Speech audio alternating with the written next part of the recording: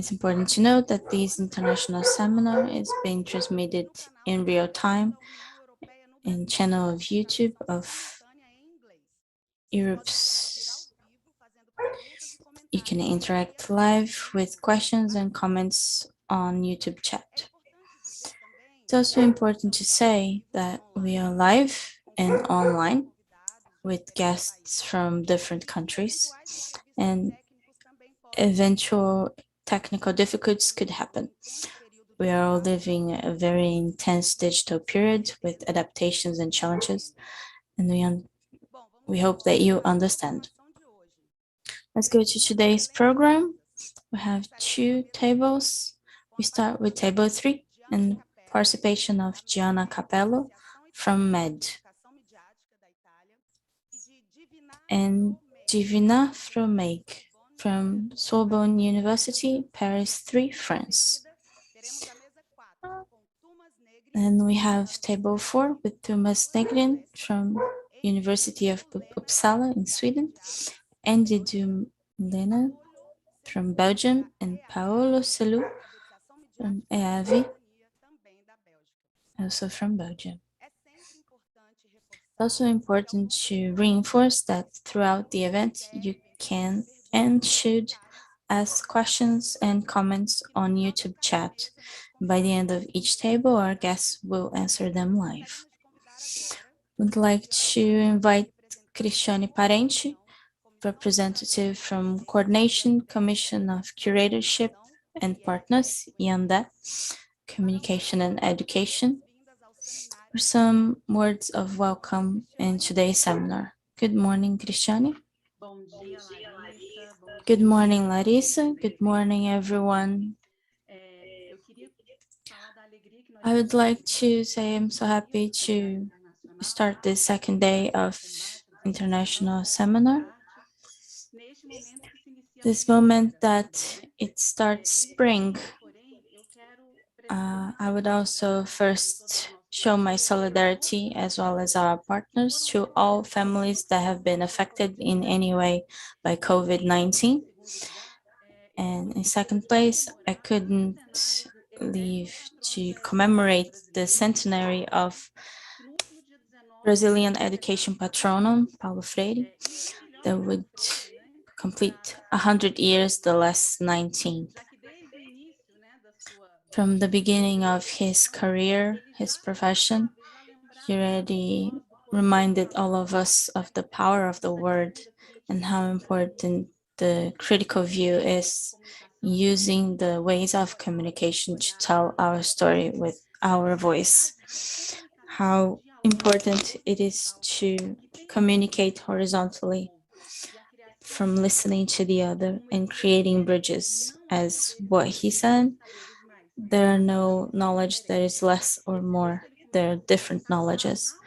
This event started to be gestated by the end of 2019 as an initiative of Yanda. It's important to remind that Yanda in Tupi means us, not in an inclusive way. This event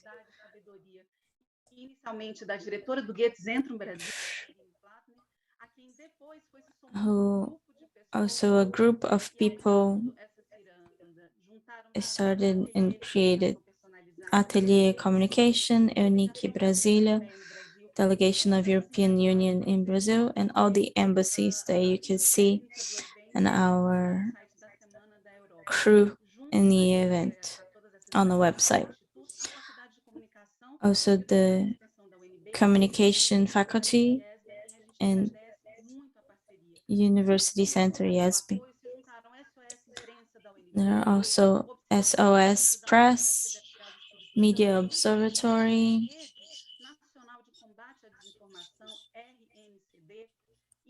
RNCD, and Laboratory of Education, Language and Art from UDESC.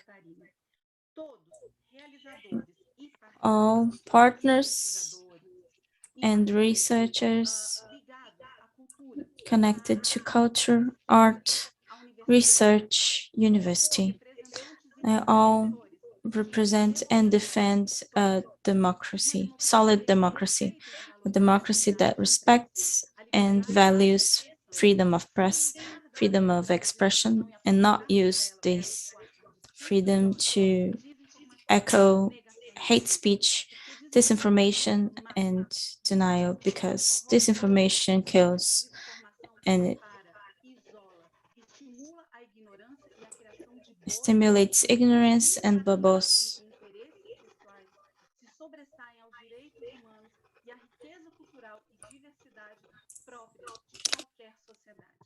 any society.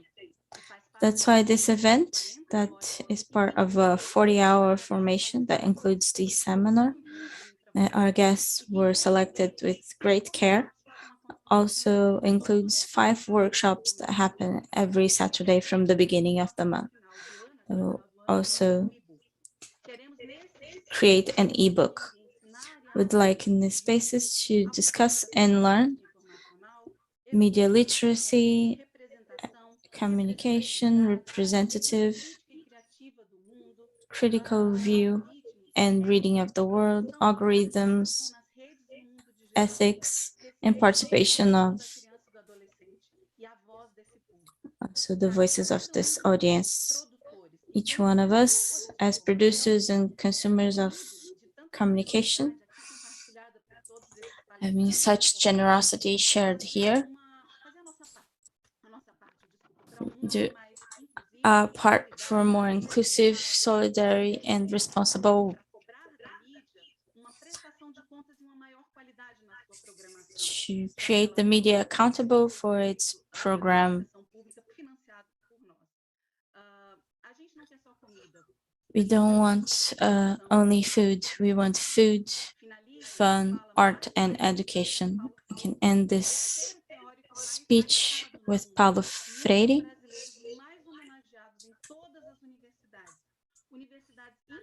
Universities that are a place to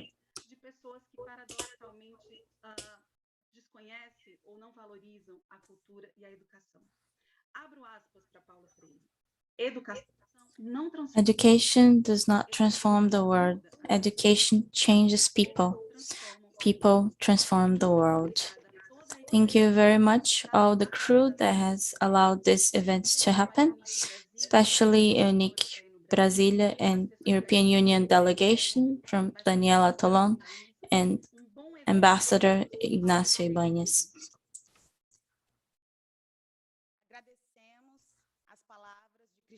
Thank you, Cristiane, representative of Coordination Commission of Curatorship and Partners. Thank you very much, Cristiane. We would like to wish a great morning for everyone. Enjoy the activities that start now.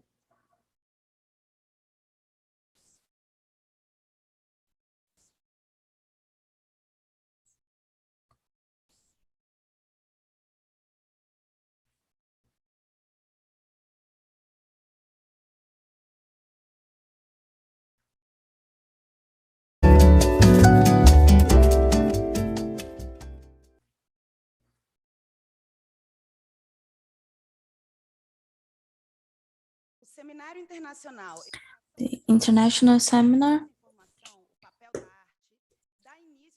starts the activities of this morning with Diana Capello from MED, Italian Association of Media Education, and Divina Fromey from Sorbonne University, Paris 3, France. Diana Capello will present fake news and education to media, looking to a bigger picture, and Divina Fromey, the program Emily from French Minister of Culture, 3 years. After these presentations, we'll have a moment. These guests will answer questions on chat of YouTube.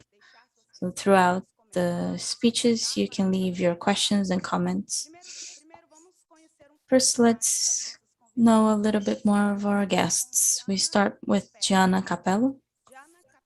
Gianna Capello is a professor of University of Palermo, Italia, which teaches courses of graduation and post-graduation in digital sociology and media education. She's the president of MED, Italian Association of Media Education, and co-editor of Media Education magazine. She is also the vice president of IAME, International Association of Media Education. The fields of interest are critical theory in media culture, youth sociology, social services in digital, and media education and digital sociology. Good morning, Gianna. Thank you. Good afternoon.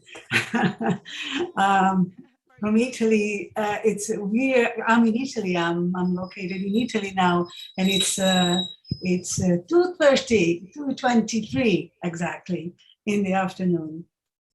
So good afternoon to everybody. Good afternoon for you. I'll let you take from here. Okay. Okay, can I guess I start sharing my screen, right? May I share my screen with my... Yeah, sure. Okay. Please. Okay. I'm going to share my screen. There you go. Yes. Can you see my screen? Yes, I can. It's perfect. That's great. So I'm really excited. I'm really glad to be here with you in such an international, multinational, multicultural framework. And I'm also really happy for being here. And I do thank the Italian embassy in Brazil and Daniela Tonon in particular for inviting me for this occasion. So I'm really happy for that and proud to be here with you. I will be talking this afternoon about, as you can see from the title of my presentation, I will be talking about fake news and media education and trying to draw your attention on the bigger picture, as it has been called by a researcher. And by the way, I also wanted to say that we also in Italy, we've been celebrating these days Paulo Freire. The world wouldn't be the same if we hadn't had him. So I'm also happy for this nice coincidence also. I'm sure that yesterday you've already talked about media education and you have somehow defined it. So I won't go into it in details, but let me start with, in order to, in a way, anticipate and synthesize the kind of arguments, the kind of points that I will be trying to make this afternoon with you. Let me quote. Let me make this long quotation. You can start reading it already from this recent book. It has been published a couple of years ago, written by David Buckingham, whom you probably know. He's from the United Kingdom, and he's one of the most most active and prolific, I would say, researcher in the field of media education, media literacy education. And he has recently written this short book, indeed a manifesto, arguing for and calling for the need to have media education these days more than ever, if possible. And on the right of the slide, you can see the cover of the Italian edition of it. So if some Italian people are listening to me this afternoon, you might want to buy the Italian version if you wish. So what basically David Buckingham is trying to do with this manifesto is to argue for media education as a basic prerequisite of contemporary citizenship, as you can read, and hence as a fundamental entitlement throughout the education system. However, it also argues for a particular approach, which is the kind of approach that I want to quite synthetically be arguing for this afternoon with you. Media education is not about using media or technology as tools, as a kind of instrumentalist approach, or as teaching aids, or indeed as data gathering devices. It is not about warning young people against the various forms of bad behavior that media seem to encourage in them, nor is it simply about developing technical skills or providing young people with opportunities to express themselves through the media, although it is also that, but it is not only that.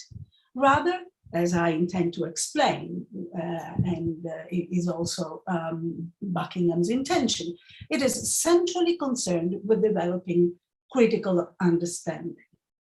So let me quite quickly make a brief historical give you some historical notes on the kind of technological change and the kind of technological culture which has been developing throughout the last decades. At the very beginning of the internet, back in the 60s or 70s, digital media and the internet in particular was developed within a counterculture framework. We are in the 60s and 70s. Those are the years of the hippie movement. And so the internet, the emerging internet, was seen as a place where free access to information was guaranteed, was a kind of democratic access to information and knowledge. It was in a way a kind of counterculture, the kind of official culture which was basically spread through mainstream media could be in fact counteracted on the internet, where common people could get together and create their own culture, their own ways of expressing. This was the whole philosophy, if you want, which was behind the first virtual communities, as they were called back in those days. And here, then, you can see, I've put it in this slide, people like you may recognize here Steve Jobs, Steve Wozniak, that very early generation who basically fighting against the major digital companies such as computer companies such as IBM, Hewlett-Packard, and so to speak, brought in the idea of the computer and eventually the internet as something which was more personal, the whole idea of a PC, of a personal computer. In more recent times, so this is how I'm talking here about, this is why I'm talking here about cyber utopianism. There was this kind of utopian views, which in fact was not so utopian as the internet in the very early ages was practiced as a free space of expression, if you wish. And so a more recent definition of cyber culture as way for free expression for everybody and for democracy, as a way of giving power to the people, and of thinking of internet users as prosumers, that is, producers of contents and at the same time consumers of contents. That's how this neologism, as you might know, work. And a more recent definition, as I was saying, is the one given by Jenkins, Mitsuko Ito, and Dana Boyd, which you can see below my slide, which is the definition of participatory culture. That's how Jeremy Jenkins in particular defines the kind of culture that people, especially young people, being somehow engaged in some kind, whatever kind of online activities on the internet, is the kind of culture that they develop altogether. It is, as you can see, a culture with relatively low barriers to artistic expression and civic engagement, strong support for creating and sharing one's own creations with others. There is a kind of informal mentorship going on in those online communities where members believe that their contribution matters, and that's how they feel motivated and engaged in being part of that, where members feel some degree of social connection, etc., etc. So as you can see, this definition in a way brings also this idea of an optimistic approach to the internet at the very early age, at least till the mid 90s or the late 90s. Then something started to change, and we are still these days facing this major changing that has been occurring on the internet, and with the advent of social media and the so-called web 2.0.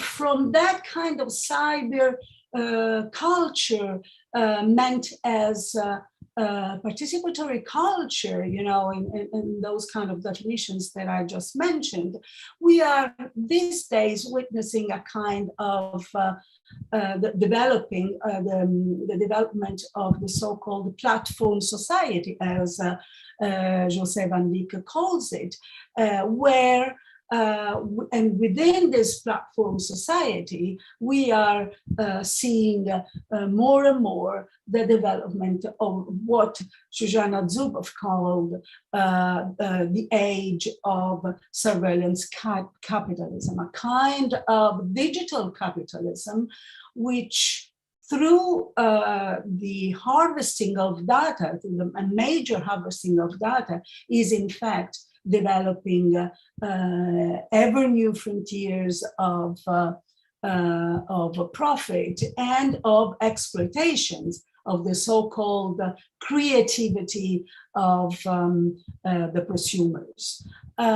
Here you can see this sentence: if you're not paying for the product, then you are the product. This is a slogan which dates back to the 70s. It was used in the advertising industry, where they were trying to say that, especially thinking of commercial television back in those days, which was free, in fact, a commercial television, the product of commercial television is not the kind of commodities that are being sold, but it is the audience itself who is being sold, so to speak, to sponsors and advertisers. This slogan has been taken back by recently. I'm going to show you a short video from the Social Dilemma, which you might be familiar with. It is a movie or a documentary produced by Netflix, and there has been a lot of controversies about this documentary, and I'm not going to talk about it, but I just wanted to show you the official trailer, basically, where this idea of the age of surveillance capitalism, this idea of the platform society, I think is maybe in an apocalyptic tone, maybe a little bit exaggerated, but it is perfectly represented. When you go to Google and type in climate change is, you're going to see different results depending on where you live and the particular things that Google knows about your interests. That's not by accident, it's a design technique. What I want people to know is that everything they're doing online is being watched, is being tracked. Every single action you take is carefully monitored and recorded. A lot of people think Google's just a search box and Facebook's just a place to see what my friends are doing. What they don't realize is there's entire teams of engineers whose job is to use your psychology against you. I was the co-inventor of the Facebook like button. I was the president of Pinterest, Google, Twitter, Instagram. There were meaningful changes happening around the world because of these platforms. I think we were naive about the flip side of that coin. You get rewarded by hearts, likes, thumbs up, and we conflate that with value and we conflate it with truth. A whole generation is more anxious, more depressed. I always felt like fundamentally it was a force for good. I don't know if I feel that way anymore. Facebook discovered that they were able to dissect real world behavior and emotions without ever triggering the user's awareness. They are completely clueless. Fake news spreads 6 times faster than true news. We're being bombarded with rumors. If everyone's entitled to their own facts, there's really no need for people to come together. In fact, there's really no need for people to interact. We have less control over who we are and what we really believe. If you want to control the population of your country, there's never been a tool as effective as Facebook. We built these things and we have a responsibility to change it. The intention could be, how do we make the world better? If technology creates mass chaos, loneliness, more polarization, more election hacking, more inability to focus on the real issues, we're toast. This is checkmate on humanity.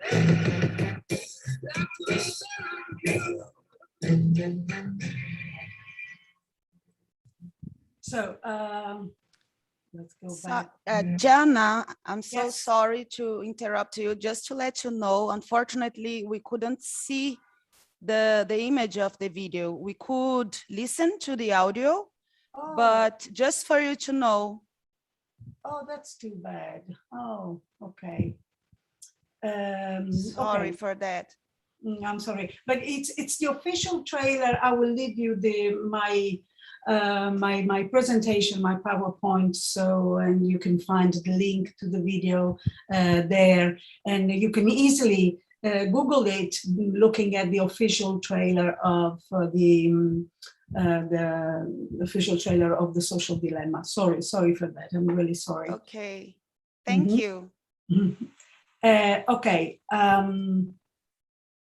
So this is the, and of course, this is maybe too pessimistic, as I said, but I do believe that all our educational efforts to teach about fake news and to contrast fake news and the widespreading of fake news, I think it should be in a way framed within an awareness of the kind of bigger picture questions that have to do with media change and the development of media technology and the ever rapid development of media technology.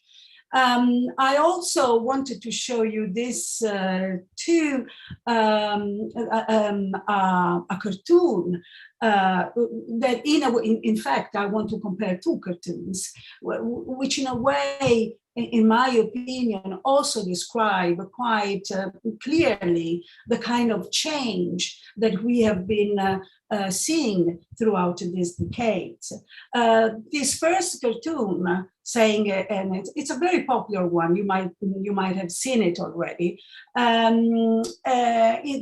This first cartoon was published in 1993 by the New Yorker, which is a magazine published in New York in the US.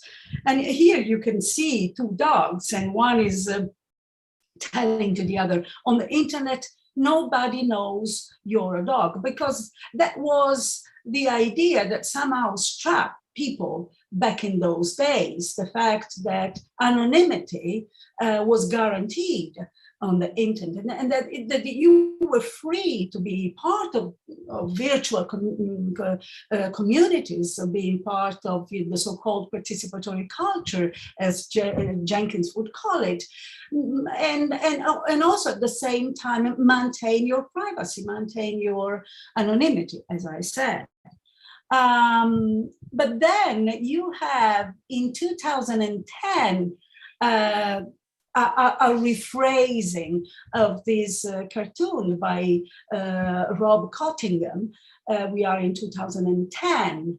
Facebook, as already was opened and was created in 2004, and in 6 years, its development has been, huge. So that now one dog is telling to the other, how the hell does Facebook know I'm a dog?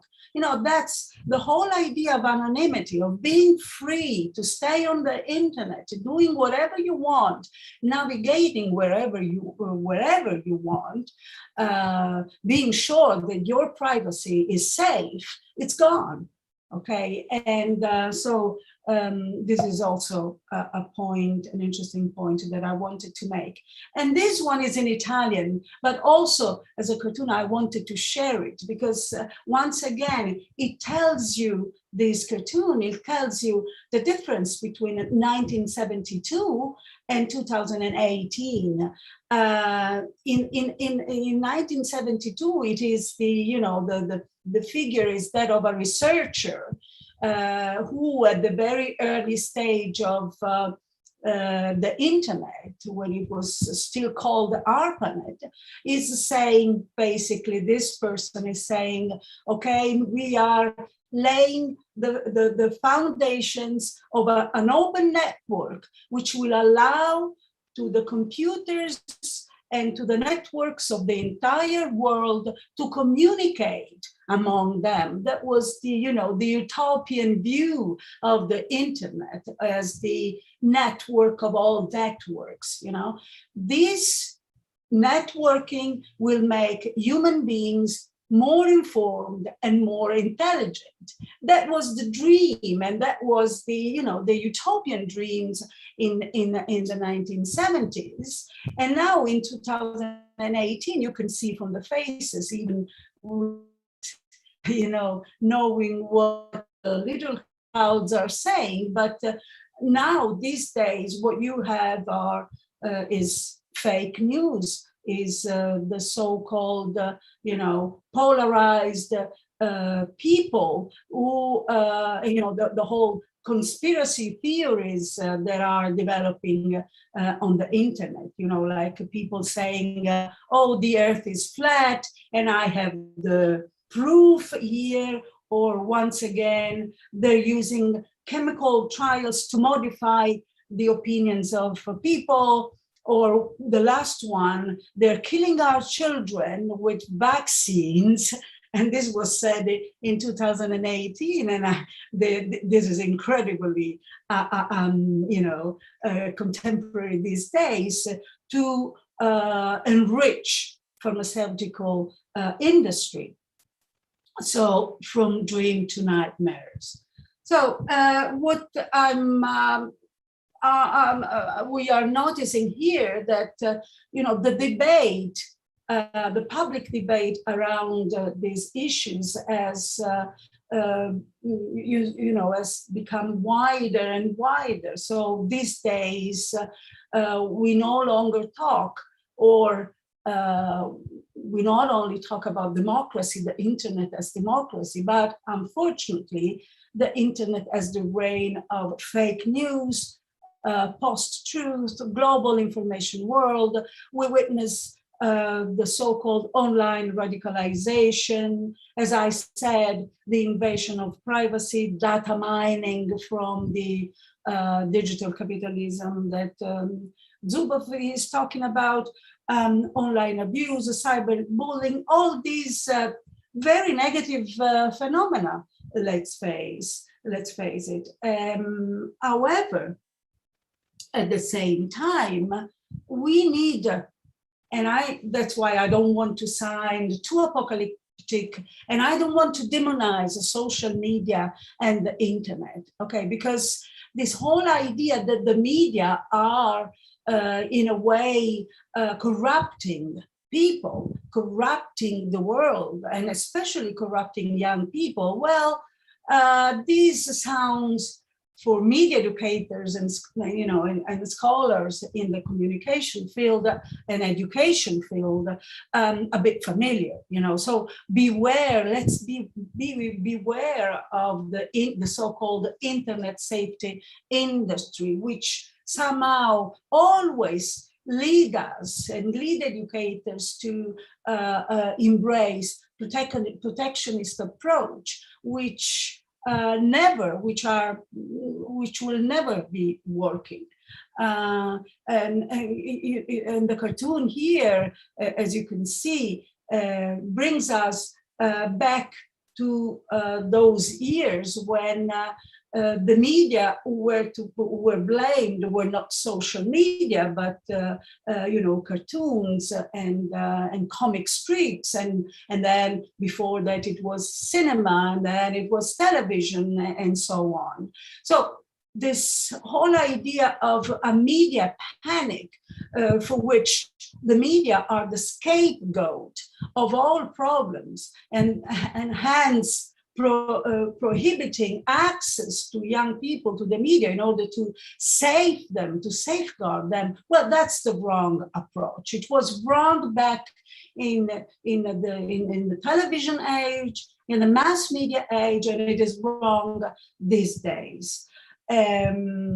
So how do we deal with fake news these days, and how do we teach about fake news? But first of all, we don't have to think that teaching about fake news and teaching against fake news can be quick, can be easy, and can be done only by the single individual. Of course, individuals must be responsible, but it is not only a question of individual responsibility. There is a wider responsibility which must be shared with institutions, with governments who are, required to pay attention.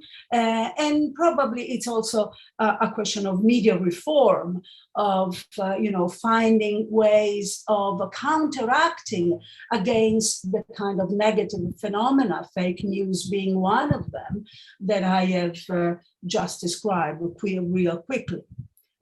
So if you frame fake news as a kind of quick fix and individual solutions, then we might end up missing what are the most important points. Okay, there is this need to look at the bigger picture, and the bigger picture involves, in a way, media business. So the media and digital media capitalism, the so-called GAFAM, which is an acronym which stands for Google, Amazon, Facebook, Apple, and Microsoft. These are basically the five giant high-tech giants who are basically ruling the internet in an almost monopolistic or oligopolistic way. So it also has to do the bigger picture with politics and the way politics and political representatives at any level are using and misusing social media, in a way fueling polarization, conspiracism, and hate speech, and so on. So also political institutions here are to be considered responsible. So it is not only a question of me as an individual. And also mainstream media, okay? Do they always tell the truth? There is this idea that fake news is only present on social media, whereas mainstream media always tell the truth. And in fact, we all know that the whole problem of misinformation and propaganda has always been there, also with mass media, with so-called old media. So it's not a question of being, able to see and establish once and for all, this is the truth, and this is where the truth is being located, and this is where falsity and falsehood lies. All media, social media, old media are in a way inevitably selective and partial. So how do we teach fake news? Checklists are really important, of course, and you can see that many of them have been around these days. Here you can find an example of the many that we could made. So they are really very important. Are they enough? I don't think they are enough, because after all, are we sure that people, all of us, is so interested and it is so, willing to apply this rule every single moment we stay on social media? I don't think so. They are really, as I said, helpful, but it is not media education about fake news. Using simply and solely fake news may be reductionist. It is not simply a matter of teaching some fact-checking techniques based on some rationalistic assumption on how people interact with social media and with other people on social media. In most cases, we do not interact on a rationalistic base, but rather on an emotional one, an affective one, which somehow transcends and bypass rationalistic approach like the one that we are invited to take when we look at the checklist. So we need more multidimensional approach, which is the kind of approach that I'm calling for here today. And so we need to be looking at the big picture, as I said. So these are the 4 areas that whenever we look at a media phenomena, and fake news is one of them, we need to look at this phenomenon, looking at this 4 different concepts. Fake news as a question of representation, what kind of reality is being represented, using what kind of languages, and we need to develop in young people, in whatever educational context we are working, we need to develop some kind of also knowledge about the linguistic codes and conventions that are being used to convey certain meanings and certain representations. But we also need to take care of the production, that is, who has produced that message.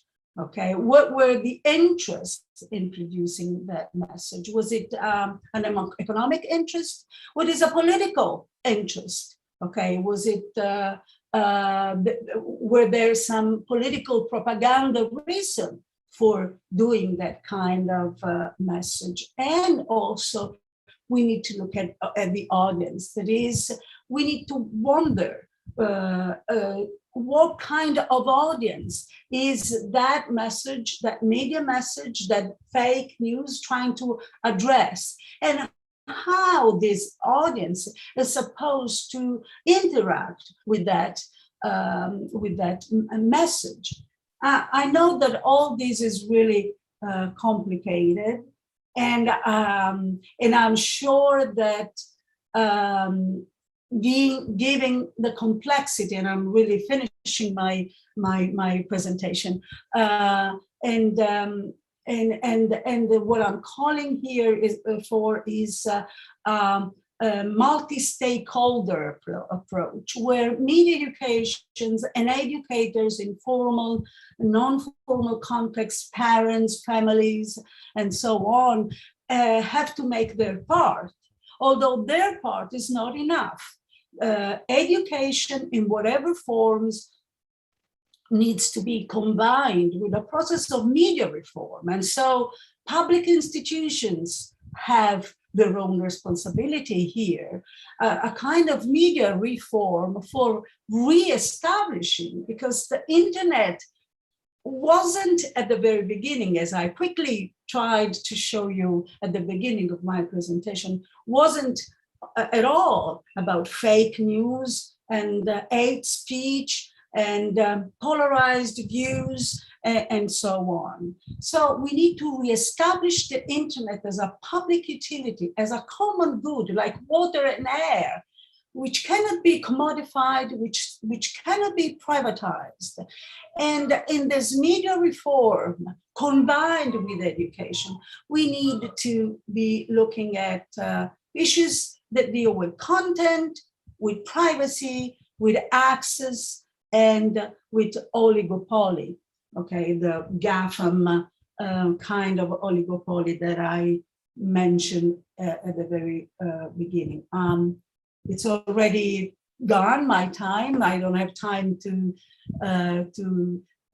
talk about this last slide, but it's okay. And so thank you, grazie, thank you, obrigada.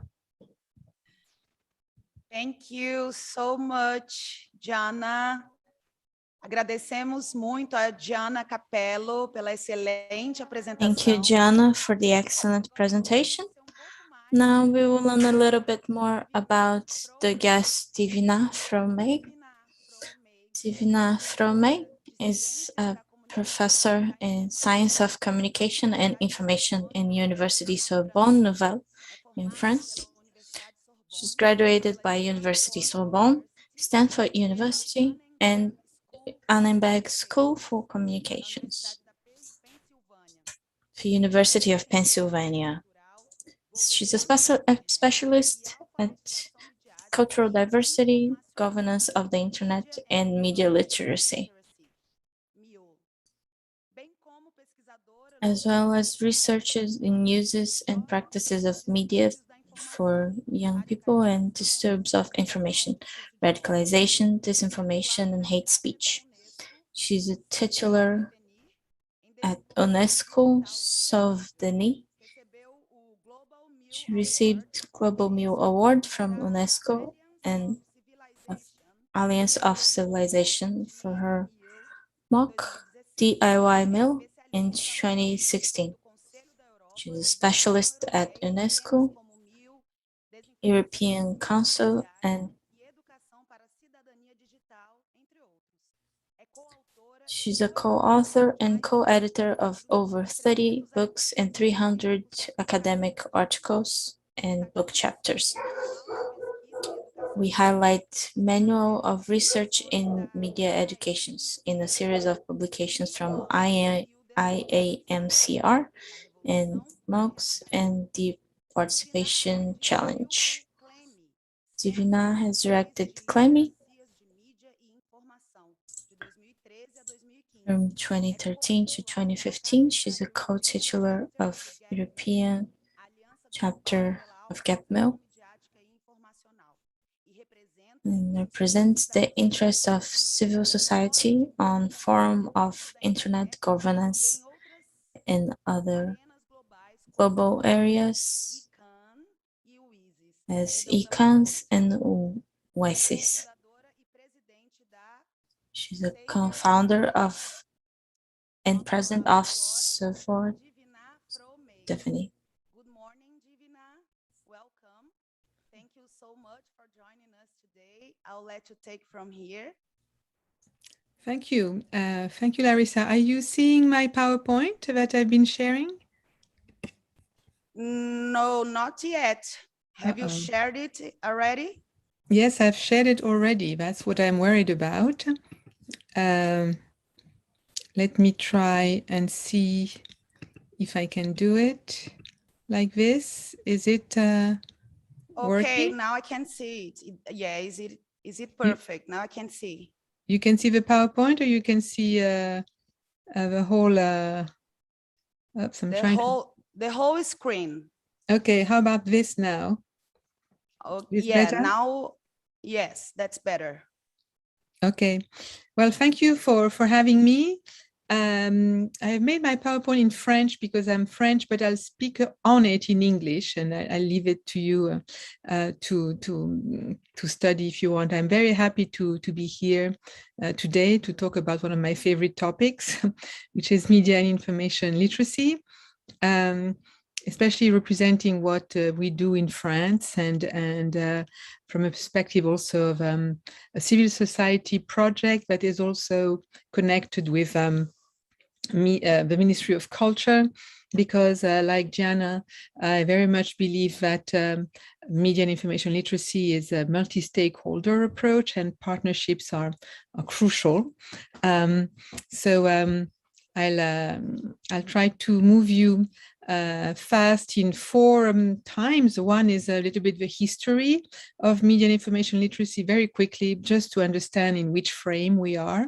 The implication for culture, because your event is about the arts and the role of art. And then the implication in terms of training and who we train in the cultural departments, and how we put forward projects and resources. So trying to provide you with a lot of examples as much as I can. So media literacy, and I'm not going to go very much in detail, sorry, but I think Gianna said a few things, but it's always been first a pedagogical project, and it's a student-centered, learner-centered project, even as far back as the 1920s and 30s. And in that sense, it resonates with you in Brazil with Educomunicação and Freire and all, and Kaplan, you know, these thinkers that you have.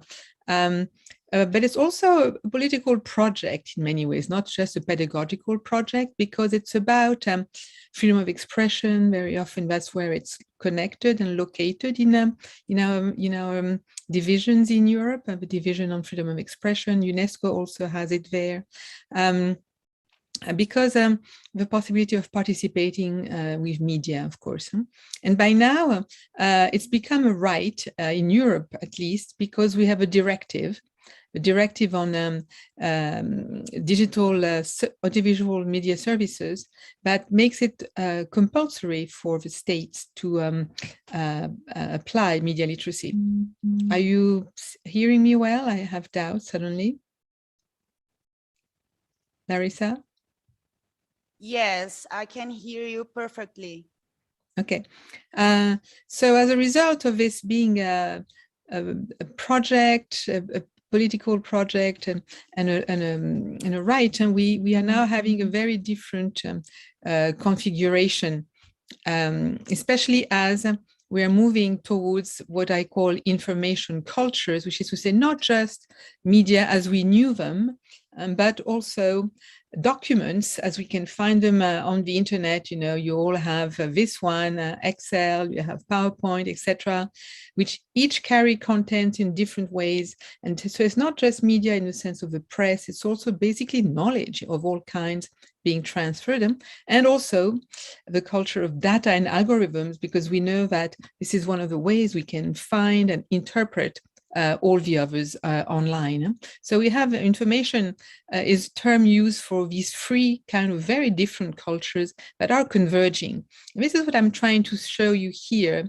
in this timeline, where I've put the EU decisions here, UNESCO decisions here, because UNESCO has been at the forefront in 1982 with the Declaration of Grunwald. And here I've put France, but I can encourage you to put your own country if you want. And what I'm trying to show with the color scheme here, orange, blue, and violet, is those 3 cultures of information.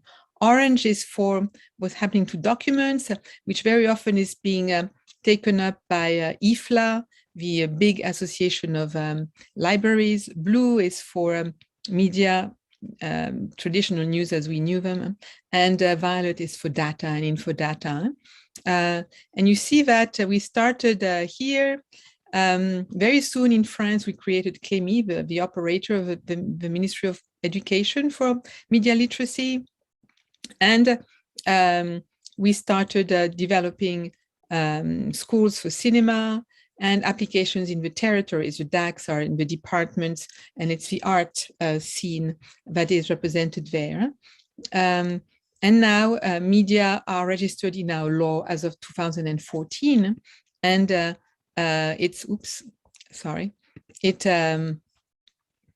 it is becoming a law because of the directive, the federal in directive. Why do we have a directive?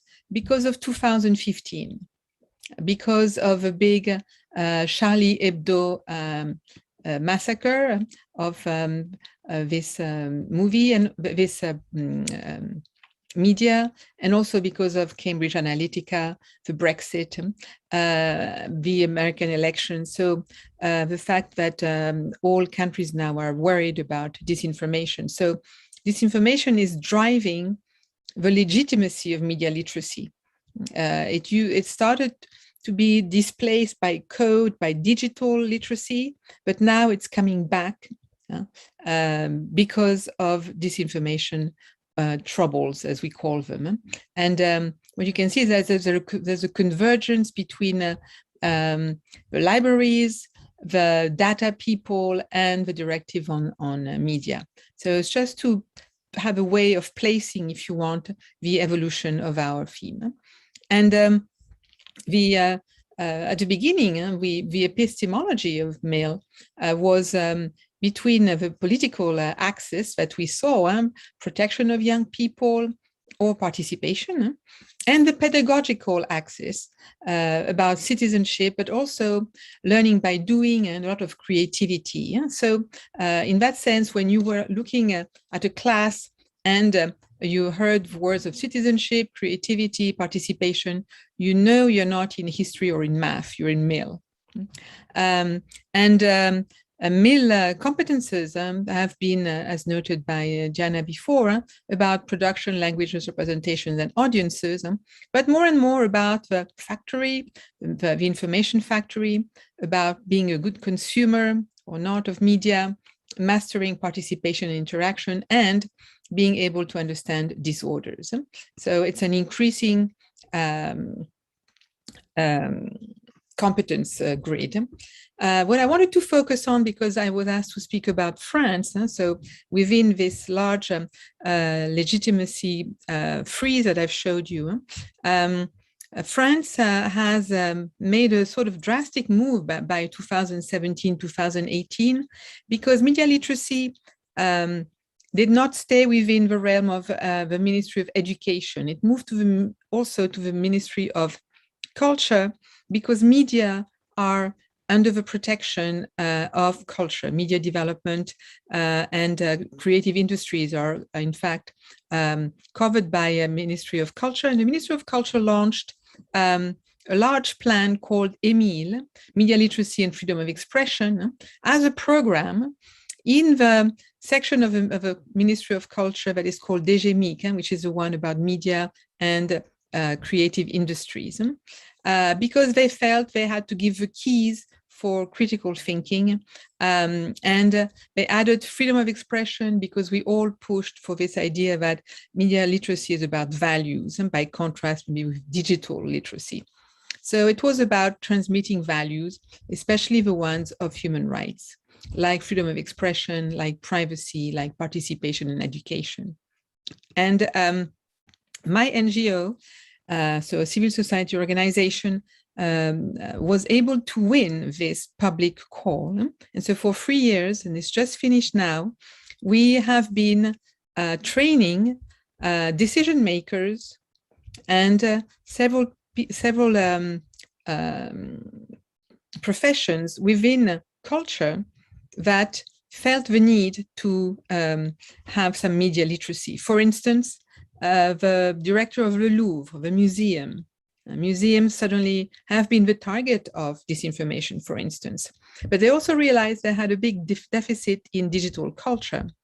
So we've had directors of museums in different parts of France, archives, regional directions for cultural and arts education, journalists, librarians, etc. So quite a mix, but these are all the different professions within the Ministry of Culture.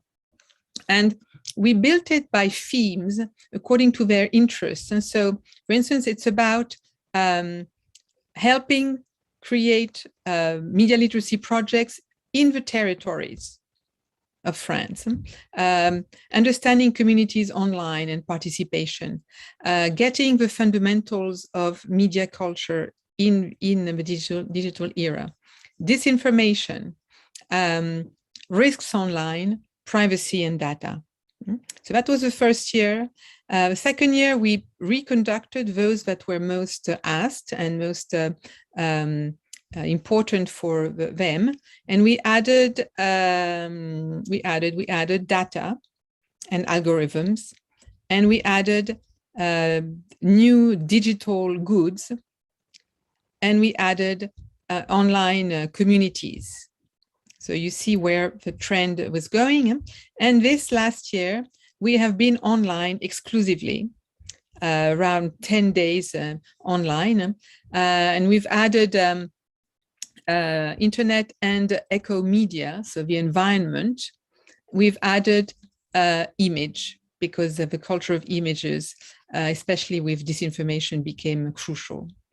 And we now have a regional sessions in the framework of the forum called Entrepreneurship in Culture.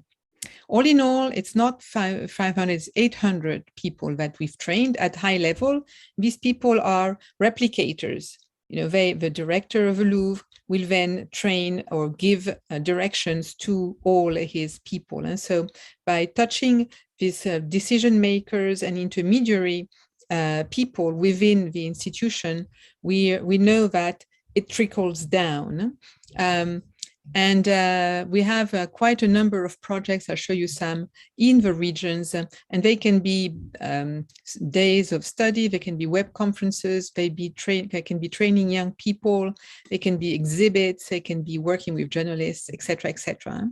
And as I was telling you, the profiles of the partners and the workers and the participants were directors of museums, archives, libraries, people responsible of training in these departments, and others, people who are in relation with the public, because one of the issues, of course, in art is how do you get in such institutions, and how do you get the young public to come there. So that's to give you an idea about this project, to show you how it's announced and people just register according to their interest. When we've been online, we've moved from groups that were about 15 people face-to-face to 80 to 100 people online. So we've been able to expand much more thanks to COVID. Sorry to report, because people had more time and had a more attention span, you know, not always interrupted as you are in an office, etc. And we've had actually very good results, though it was harder for us because we had to do all the training online, but also the workshops online. And now we're moving to a hybrid situation that might be interesting for you, where we have some of the content and the theories, etc., on the online course, and we meet people face-to-face for the workshops, and we only do project building face-to-face. So we've had to expand, modify our epistemology because of the digital and because of what we've learned with this Emile program. So you see that we've added privacy, we've added expression online, freedoms online, internet governance, and all the forms of empowerment and agency that we have now realized are taking place. So what are the implications for culture and the professions? Well, the implications are that now media literacy is visible at all levels of society, not just the top, like a Ministry of Culture, DGMIC, but also the rectorates and the DRACs, which in France are the 30 different regions that we have in terms of education and in terms of academic distribution. And so we have a lot of conventions also with Ministry of Education. They work together.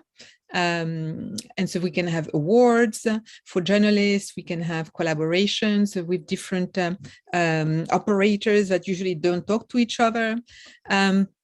It's trickled down to all the libraries and the documentation centers and the media libraries, down to each country, each town, each city, and sometimes we have 2 or 3.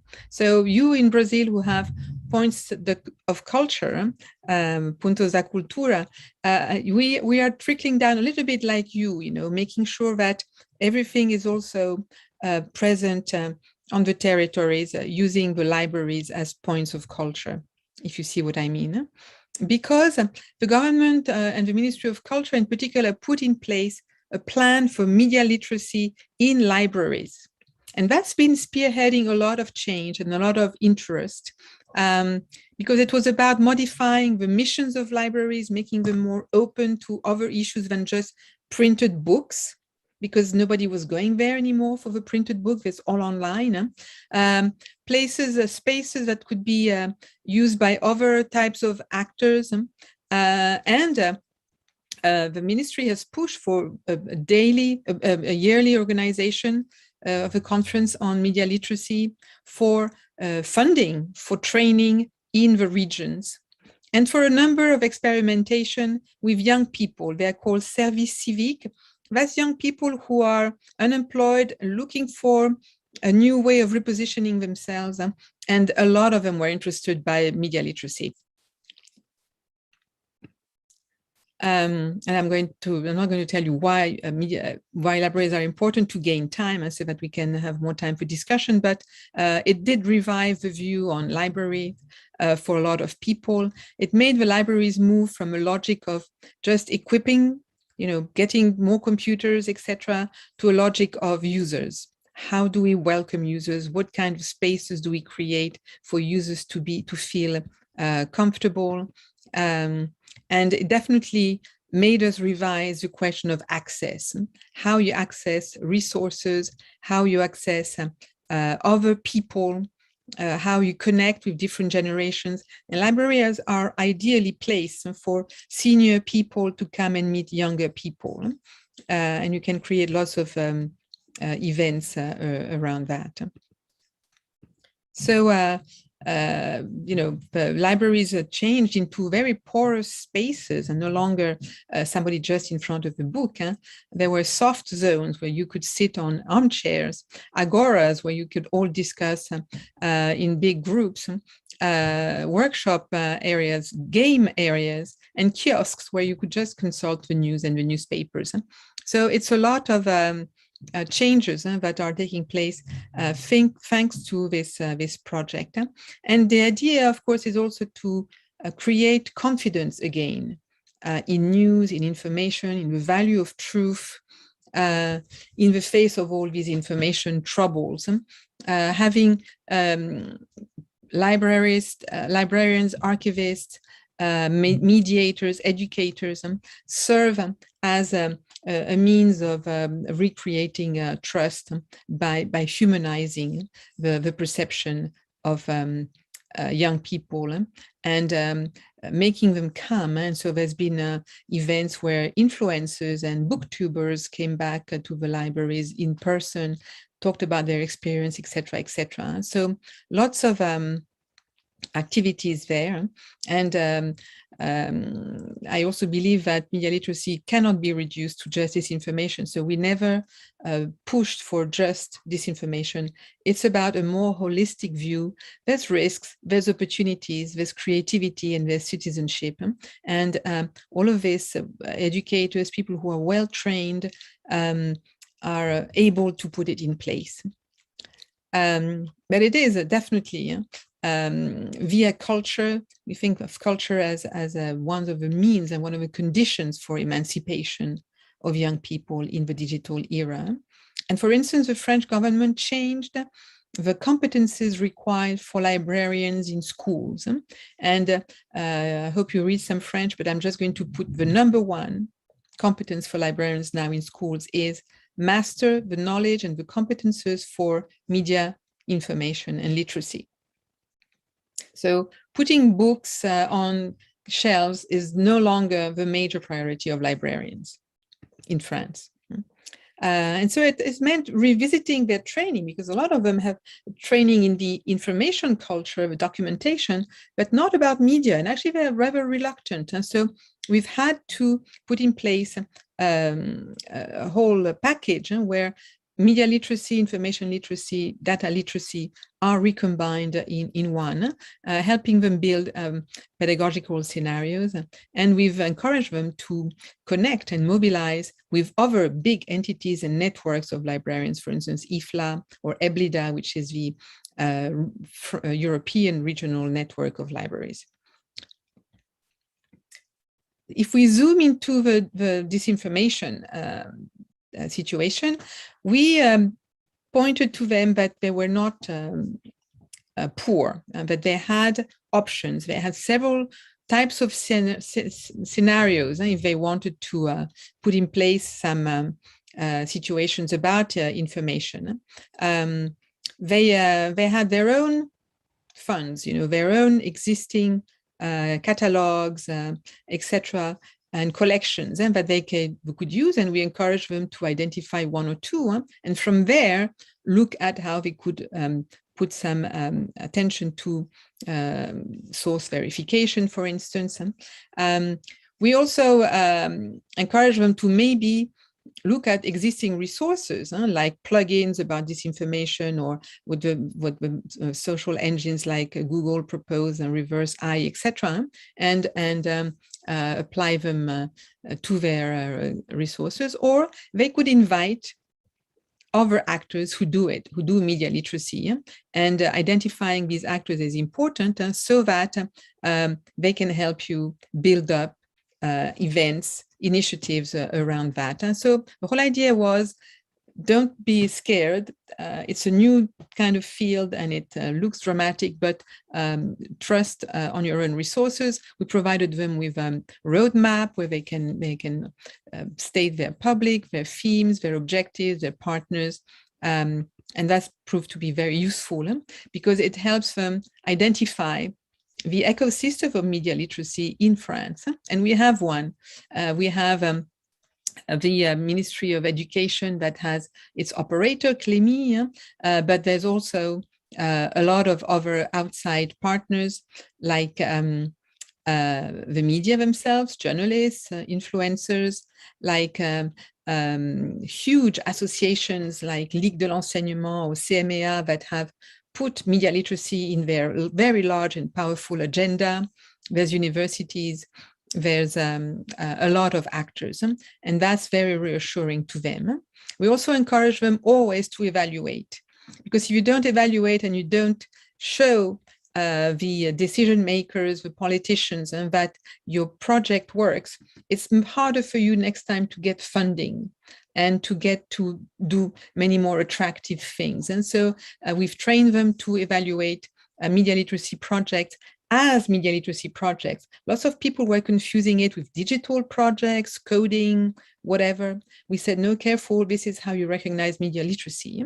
And we've provided them with easy tools to apply and to valorize their work, which is something that's difficult for all of us to do by just pinpointing events that exist. In France, we have, for instance, something called Nuit de la Lecture, the night of reading, where people read everywhere they want, publicly. We have the week of the press in the media. Now we have, for the last 2 years, a European week for media literacy that is aligned on global Mail Week. And there's Safer Internet, etc. So plenty of events where you can connect and show your project, showcase, meet other people, get other ideas. And so lots of interactions going on. And I'm almost done, looking at the resources, how to help build this action and buttress people and encourage them. For instance, they did a serious game. They did a video, a small television program. This is in the regions. They worked with journalists in residence, and which is a very successful program where journalists can go for 2 or 3 months in a region, in a library, and work with everybody around, the libraries, the schools, the seniors, etc., etc. So very, very successful. Some YouTube channels and some resources have been selected by the Ministry of Culture to reassure everybody that they are actually interesting and not just conveying fakes. And the Ministry of Culture helped us, Savoir Devenir, my NGO, developed a series of resources besides the program that we could use inside the program. For instance, a series of 7 short videos, 2 or 3 minutes, where we explored the theme that we were going to train them in, and then provided a lot of documents to build scenarios and analyze. So we provide the video that you can see on a standalone, but you can also then go to a 3-page document that helps you use it in a different context. We also built, among the projects that came out from the bottom up and from the grassroots, we went to La Réunion, which is really an island quite far in the southern hemisphere, just like you, where we connected with archaeologists and architects and media literacy experts to create a web documentaire, a documentary kind of web, very funny. I encourage you to go and see it. And we worked a lot with DRAC, so the local, the regional culture and art missions, especially to help young people, the service civique, young people to be trained as little ambassadors of media literacy and to go in the schools, to go in other places. And so the idea was to trickle down and trickle up as much as we could. We also were able to win 2 European projects, but the Ministry of Culture gave us the complementary funding. One of them is UCheck, where we used a plugin provided by Agence France Presse and a group of European researchers to check fake news, fake images, with functionalities like reverse imagery, filtering, etc. And we created a serious game and workshops to go with that. Here is a serious game with 6 missions in 4 languages. And now we are on a new project, the sequel of this one, again funded partly by the Ministry of Culture, to create a MOOC, a massive online course on disinformation step by step. And we'll have 4 modules: understanding disinformation, mastering verification, fact-checking if you want, developing strategies for refutation, and building a meal project. So this MOOC, this massive online course, is starting on the 15th of November. It's open to everybody. You're all welcome to join. And the objective is really to empower people in culture, tell them that they're able to go for it and that media literacy is now legitimate, so that they can write media literacy projects, recognize them and evaluate them correctly, and invite all the other actors, especially around them, the proximity approach, including parents, to join into this project. And when we talk with them, and that's my last conclusion, is when their feedback, these 800 people, is that the freeze, the chronological history of media literacy helped them a lot, because nobody had done it before, and it gave depth to their action and vision. They loved also the idea of values. Culture people are value-oriented. They liked the idea of training their own teams and making sure that everybody is on the same level. They were astonished by the emotional importance of information, and especially as it is seen in information culture, disinformation, sorry. And they didn't want to take just the urgency position. They were, on the contrary, pleased to use culture to raise curiosity, to push young people to want to know more, and especially by learning by doing. And they were reassured by the approach on disinformation that we took, because we put words on phenomena and events that looked very confusing. And male literacy for them was really good to transmit to young people, because they had the feeling that they were helping them make sense of the world around them now. It gave them confidence to go for it and to start, even if they were not totally competent yet. But this idea that they were not alone, they could look for partners, it was okay, and it was okay to make mistakes and to continue. So this is where we are stopping. We are now responding to the second call of this kind for the next 3 years. We'll have the results only in December, but just this interesting approach, combining Ministry of Culture from the bottom up and other sectors and other actors, is something I wanted to underline. And of course, you can go on our website, savordevenir.net, or contact me at divina@savordevenir.net if you want information. On the website, all the resources are for free. Sometimes they're in different languages, including Spanish, but not Brazilian. I apologize for that. Obrigada. And I'm stopping now.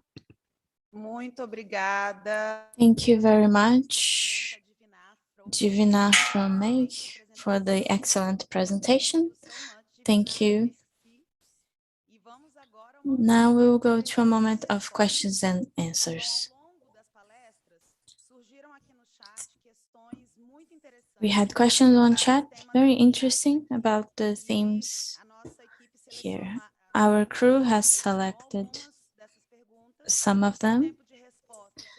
The answer time is until 3 minutes.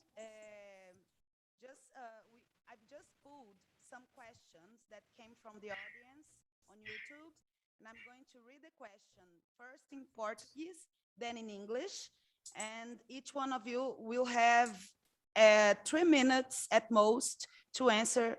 Is that okay? Yes. Okay, so could we start with Divina? Sorry, let's start with Jana, that went first panel. Okay. I have two questions for you, Diana, but I'm gonna read them in Portuguese first. Então, a Heloísa Lopes pergunta, para você, quais as controvérsias que o documentário... What are your controversies, dilemmas? So, Heloísa is asking, for you, what are the controversies that the documentary Dilema das Redes, or in English, it's the social dilemma, presents? Can you talk a little bit about it, please?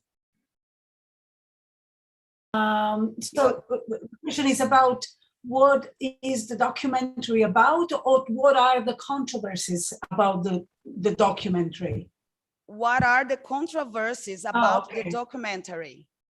Yeah, because it has been questioned, you know, it has, some people have criticized it because it is too pessimistic, because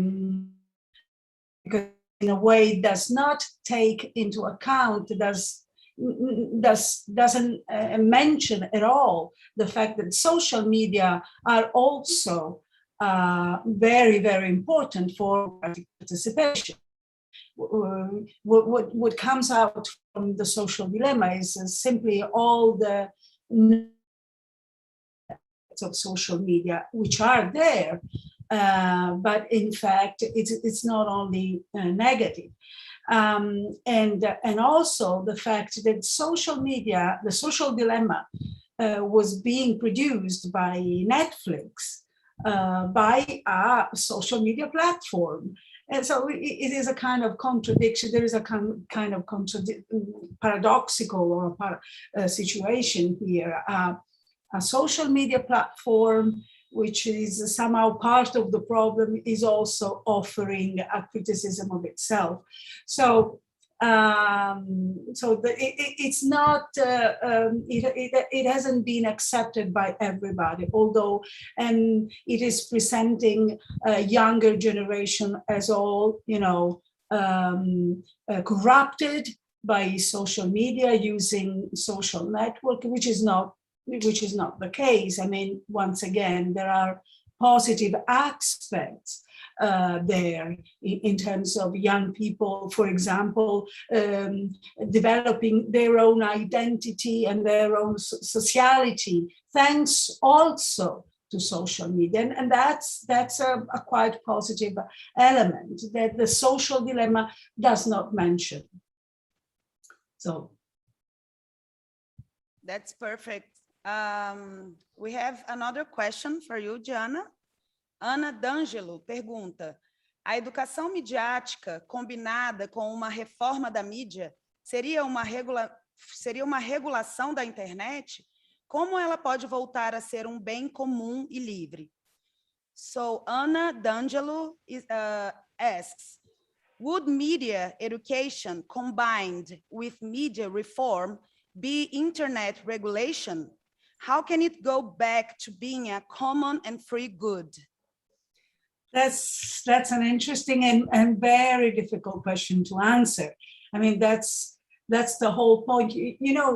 Regulating the internet, it is a very, very tricky question, because whenever you talk about regulating the internet, it immediately brings about questions of censorship, questions of freedom of speech, and these are all tricky questions that cannot be easy in an easy way. There is a thin line which separates the fact that you do need to find ways to regulate the internet, and yet at the same time, this need may end up being a kind of censorship, and who is going to do this censorship anyway? Is it the government? But then here you have problems with, a kind of totalitarian government who is going to tell me what kind of expression, what kind of things I might want to share with other people on the internet. You see, the fact is that the internet, since the very beginning of it, was seen, and I think that we need to, to believe this also these days, was seen as the reign, as the field of freedom of expression. The problem is that this freedom of expression today is bringing to fake news, to all hate speech, and things like that. So I'm not a jurist. I cannot say how and what kind of legal instrument and tools we should have to somehow reform and regulate the internet. But I think that being aware as citizens that education is not enough, and that other institutions, including political institutions, needs to take their responsibility. Being aware of this is already a major step, I think. And I have no easy questions to this answer. Yeah, definitely. Thank you so much, Gianna. Okay, Divina, okay, we have one question also for you.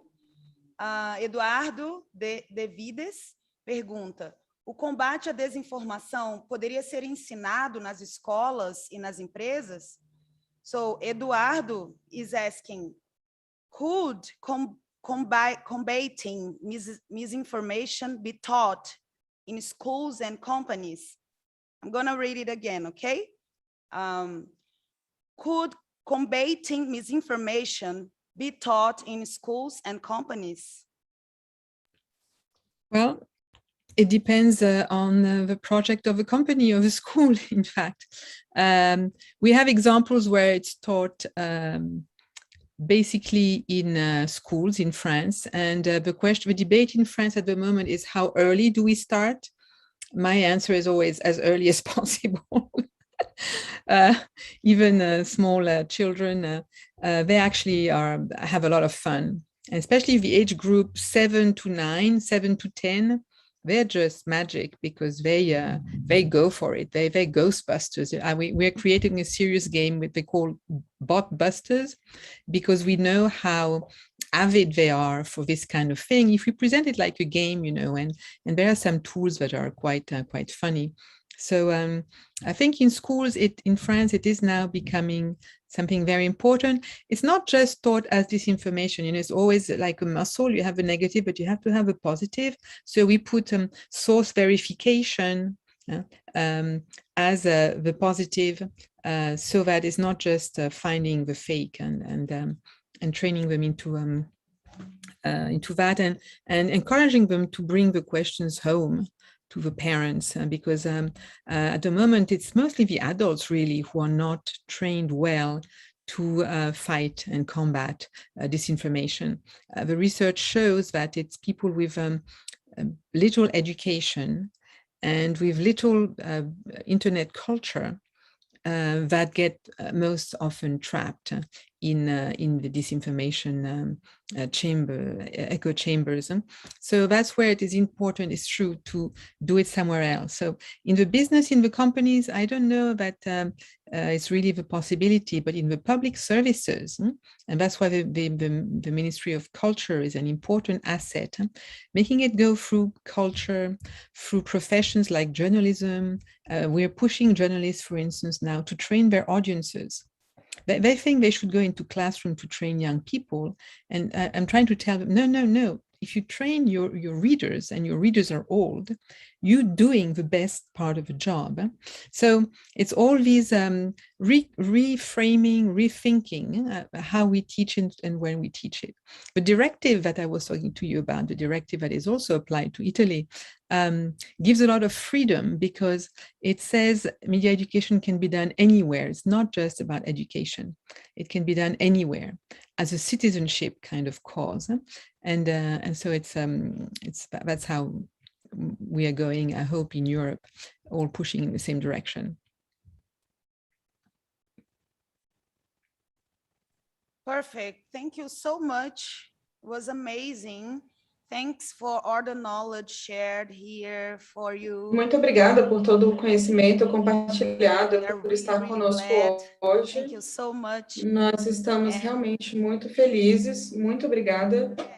Seminário agradece muito as nossas convidadas e as pessoas que também fizeram perguntas no perguntas e comentários. Thank all the people, everybody that contributed in some way for all the shared knowledge. Now we're going for a brief of some minutes for you to drink some water and stretch your legs and come back to the conversation with the 3 more lecturers. See you soon.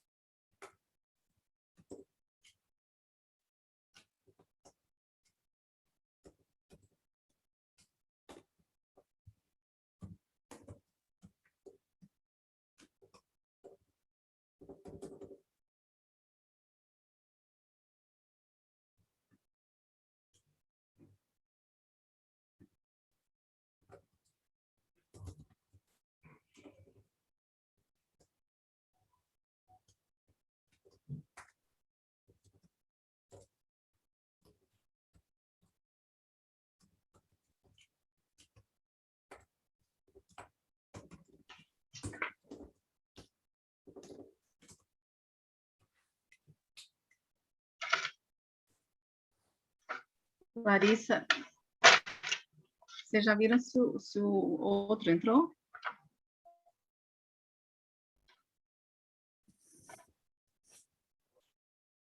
Oi, Cris, você falou comigo?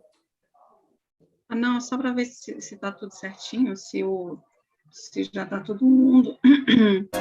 Não, né? Paulo e Andy estão aqui já.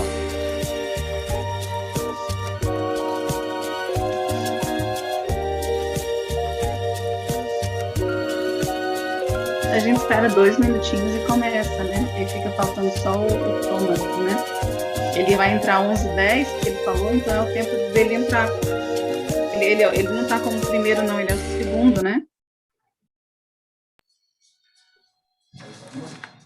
Gente, vamos voltar? Podemos começar com... Peraí, Cris. Oi. Ele é o primeiro no roteiro. Tá como primeiro? Thomas é. Vem no grupo.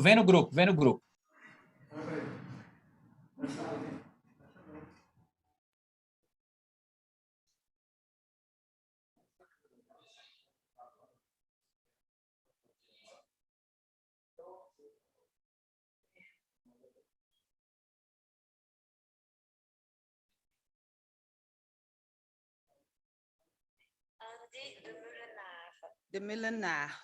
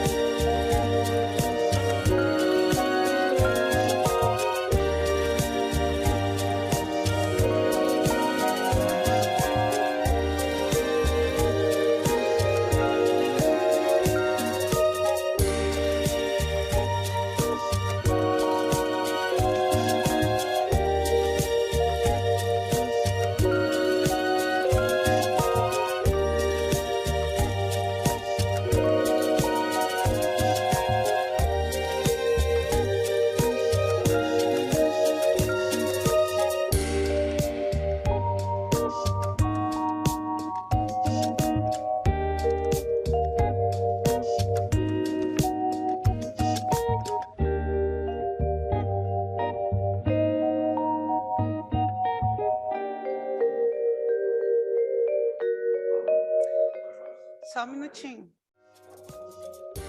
Eles estão mexendo no roteiro aqui.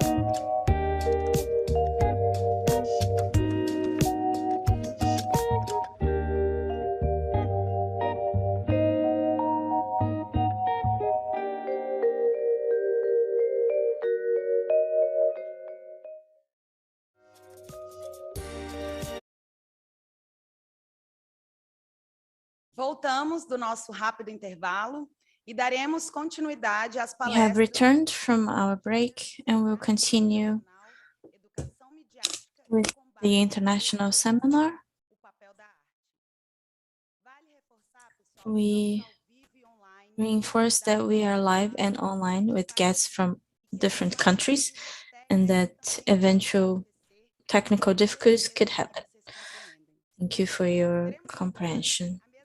Now we have table 4 with the presence of Andy de Melena from Mediavis, Belgium, Thomas Negrin from University of Uppsala in Sweden, and Paolo Salu from EAVI, Media Literacy for Citizenship, also Belgium. Thomas Negrin will present Civico-Digital Literacy in Education, Andy de Melena from Mediave, and soon Paolo Salu. My apologies for the pronunciation. Let's keep going. After the presentations, we have a moment to answer questions from you who are watching on YouTube.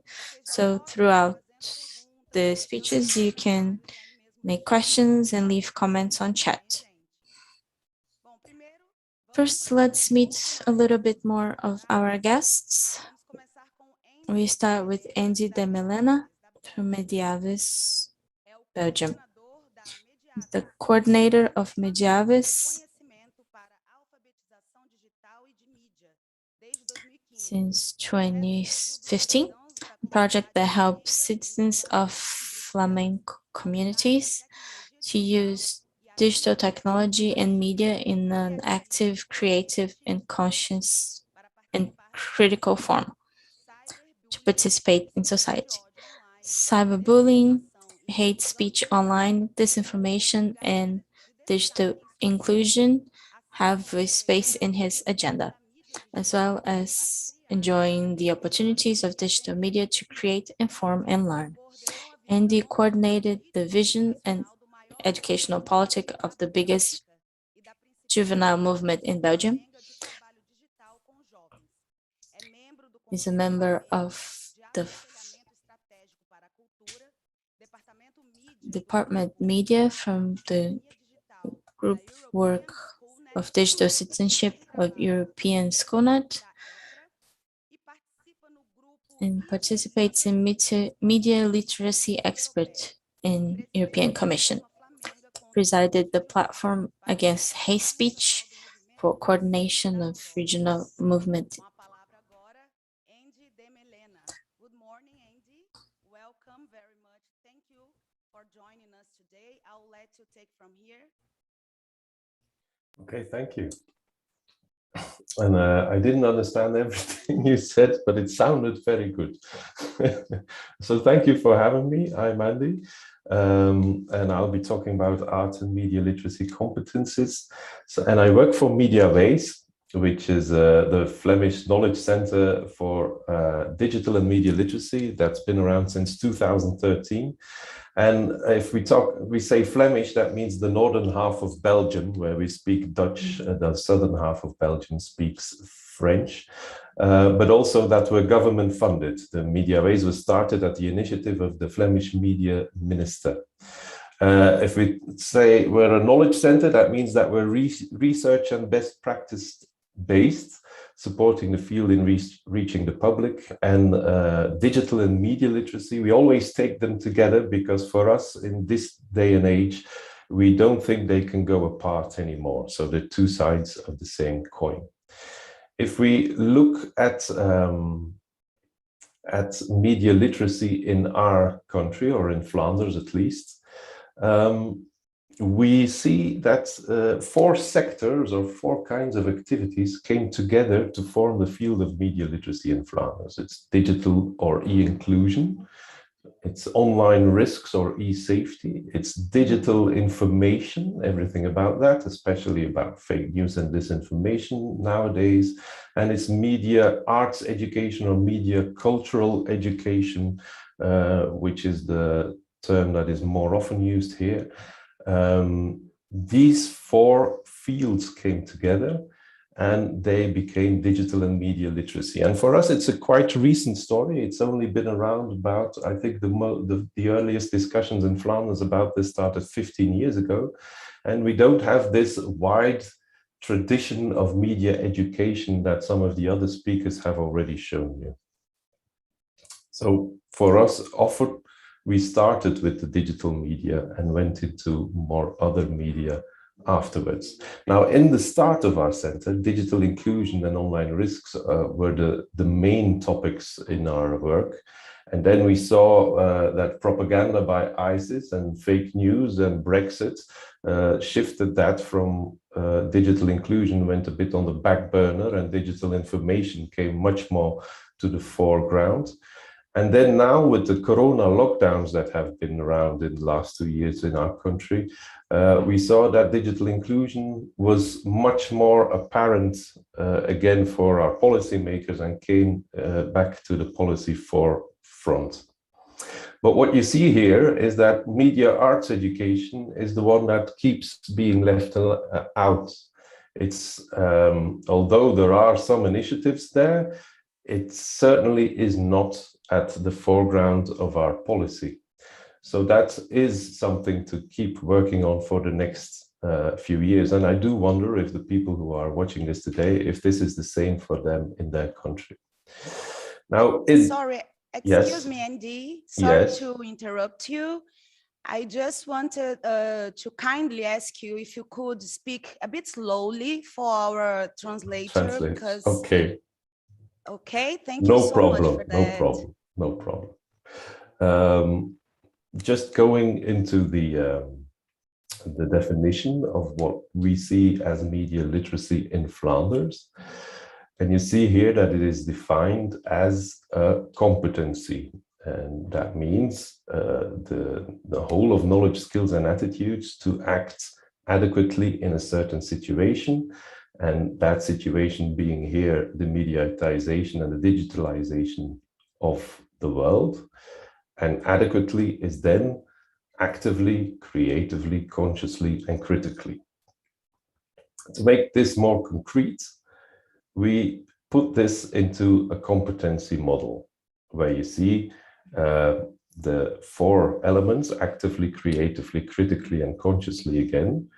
And outside of that model, you see the functions or the goals that are that we think media and digital technology are especially used for or useful for in our society and to be a happier citizen. So it's informing people or informing yourself, interacting with somebody or interacting with the government or a web shop, creating all kinds of things, entertaining yourself or entertaining others, and fending for a cause you believe in or defending yourself against all kinds of harm. Now, if we look more closely what's behind these words, actively for us, it means the skills to operate the technology and the applications. It means access, navigating. It means that you can find your way to the things that you want to see, want to hear, want to use. If we go in creatively, it's organizing your surroundings and yourself to start creating and organizing also the contents that you have found, and then going into producing and really making media or making other digital things like what you could do with a 3D printer, for instance. Now, critically, there we observe what happens when we use media and digital technology, and then analyze what the consequences are of this use. And consciously means that you evaluate if you think these consequences are positive or negative, and then reflect on the things that you should change be it in your own behavior or maybe in the society around you. Now, next to this competence model, one thing we always want to stress is that it is very, very important in media literacy to do things age appropriately. And that means that we can't expect teachers in or people in kindergarten to be already fully equipped to battle disinformation and fake news, but that we really have to look at what is age appropriate according to the psychosocial evolution of a child, to teach them and what they can handle at what age. So for us, it's more, if you really want to go into problematizing information and disinformation, you will more than likely be talking about children in secondary school. Another thing is, if we talk about digital technology and media within art, is also a question of, is it a tool or is it an object of art? Is it a tool to make art, or is it an object to look at? Is it art itself? And for us, it's quite clear that it is both. Now, if I go more to a practical side within our competency model, I will start with actively. One of the questions, that there are a few questions there if we want people to be actively involved in media literacy and art. It's the question of access, digital inclusion. You can do a lot with a basic smartphone, but does everybody have one? Do they have connections to the internet? And do they have the basic skills to actually create something with it, or are they just consuming social media or games? Another access is also provided by the collective. Some things are just too specialized or too expensive to do, and then you can share. This means that, like STEAM Fab Labs, Media Labs, or Open Digital Centers can play an important role there, maybe even within the library context, which in our country often try to organize these kinds of things. There's also the question of special groups, people with disabilities or children in youth care or other special target groups, and what you can do. An example here in Flanders is Link in the Kabel. It's an organization that specializes in workshops and training for care institutions. So for young people with disabilities, they do workshops in the institutions. For the people who work with these young people, they give trainings on how to do these digital things themselves. And there's also the question of access through what governments may decide or what platforms may decide that you can have access to. Here you see that China bans reality TV. It's more specifically, it was these kinds of reality contests to be the most talented person in the country, where there was a very commercial aspect of buying lots of merchandising to let your candidate win. So maybe at that point they had a good idea to do something there, but they do choose to do a lot of interference in what media can show and what they cannot show.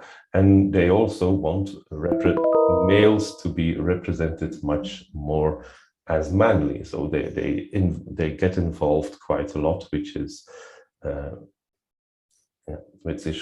quite extreme. Now, also, if you look at Trump, he also tried to ban other digital things. TikTok, which is the strongest,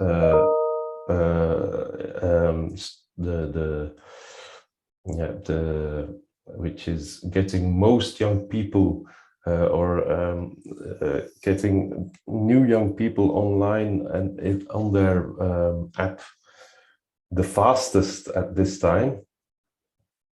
It was Trump trying to ban it. And again, there's the question there, is this a good idea for young people who want to express themselves, make all kinds of content, if the government starts to censor this. And there's a lot of questions that you may ask. There might be good ideas in censorship, but there often are mostly bad ideas in censorship. And then there's the question of quality guidance. Where can we find the tools and examples that we need? Like a specific example is Jeff VZW, which is a youth film organization. And in a lot of countries in Europe, there are youth film organizations or institutes that provide the guidance towards the films that young people might enjoy more or that they shouldn't miss, going beyond a very commercial menu of films. There's organizations like Common Sense Media, but they don't look at the artfulness of a certain medium as the most important criterion. They are mainly concerned about making it safe, making you a good parent by showing you what is a good thing for your kids, or making young people good citizens by giving them good content that provides that. But really, quality guidance to what the best objects of digital art are, the best art games and all these kinds of things, that's still a gap in our society if we look at art and digital media there.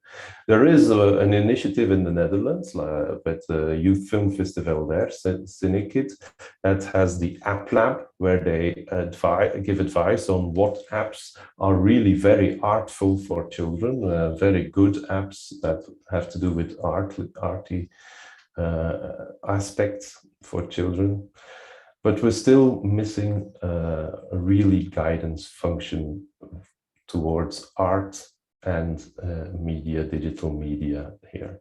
If we go into creatively, I would advise you to have a look at the work of David Gauntlet, who has this book, Making is Connecting, and who really stresses the fact that daily creativity is a process. It's not really something that you should be looking at from the what the product is of it, but it's really about the process that people have and the fact that making things makes people much happier. Someone like Susan Jeffers said that the doing it, and she was talking about making stuff, comes before the feeling better about yourself. So it really helps you in your well-being. Modern media is, if we talk about media literacy, we often think about making all kinds of media, but you can go much further than just making media. You can also try to make media art or digital art. And Jeff VZW, which I already talked about, Youth Film Organization, does workshops in hospitals with with children who are there for a long time, making their own 3D VR films.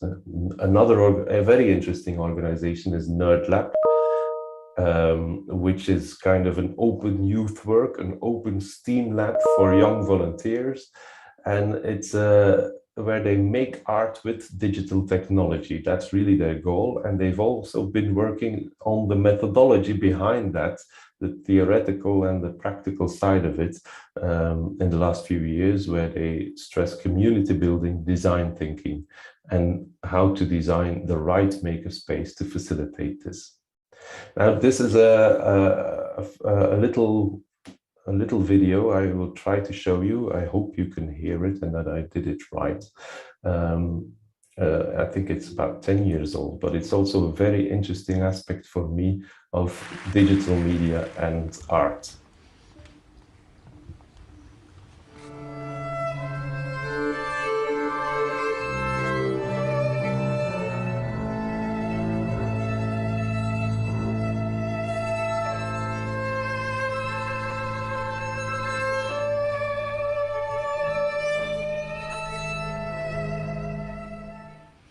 What you just heard are the interactions of barometric pressure, wind, and temperature readings that were recorded of Hurricane Noel in 2007. The musicians played off a three-dimensional graph of weather data like this. Every single bead, every single colored band represents a weather element that can also be read as a musical note. Now, what you see there is the possibility for artfulness within data.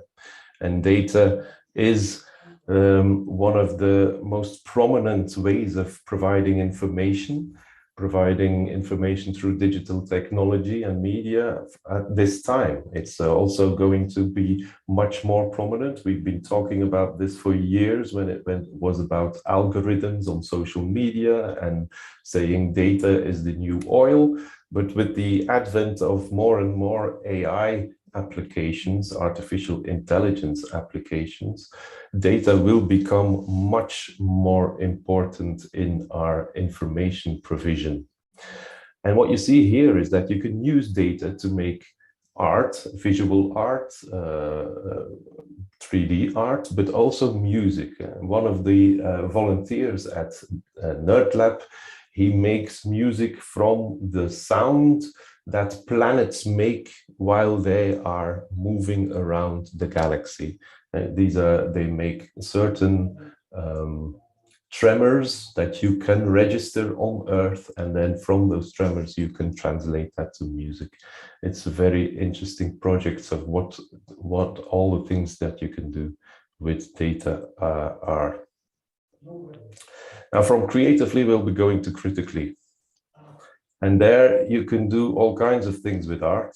You can look at the history and see where our imagery from nowadays, or although Superman isn't that modern anymore, but okay, from nowadays you can see that all kinds of superheroes in comics use poses that were used by saints and by Jesus himself in earlier paintings. Also, Superman flying he flies in the same way as saints in paintings used to do in the Middle Ages and the Renaissance.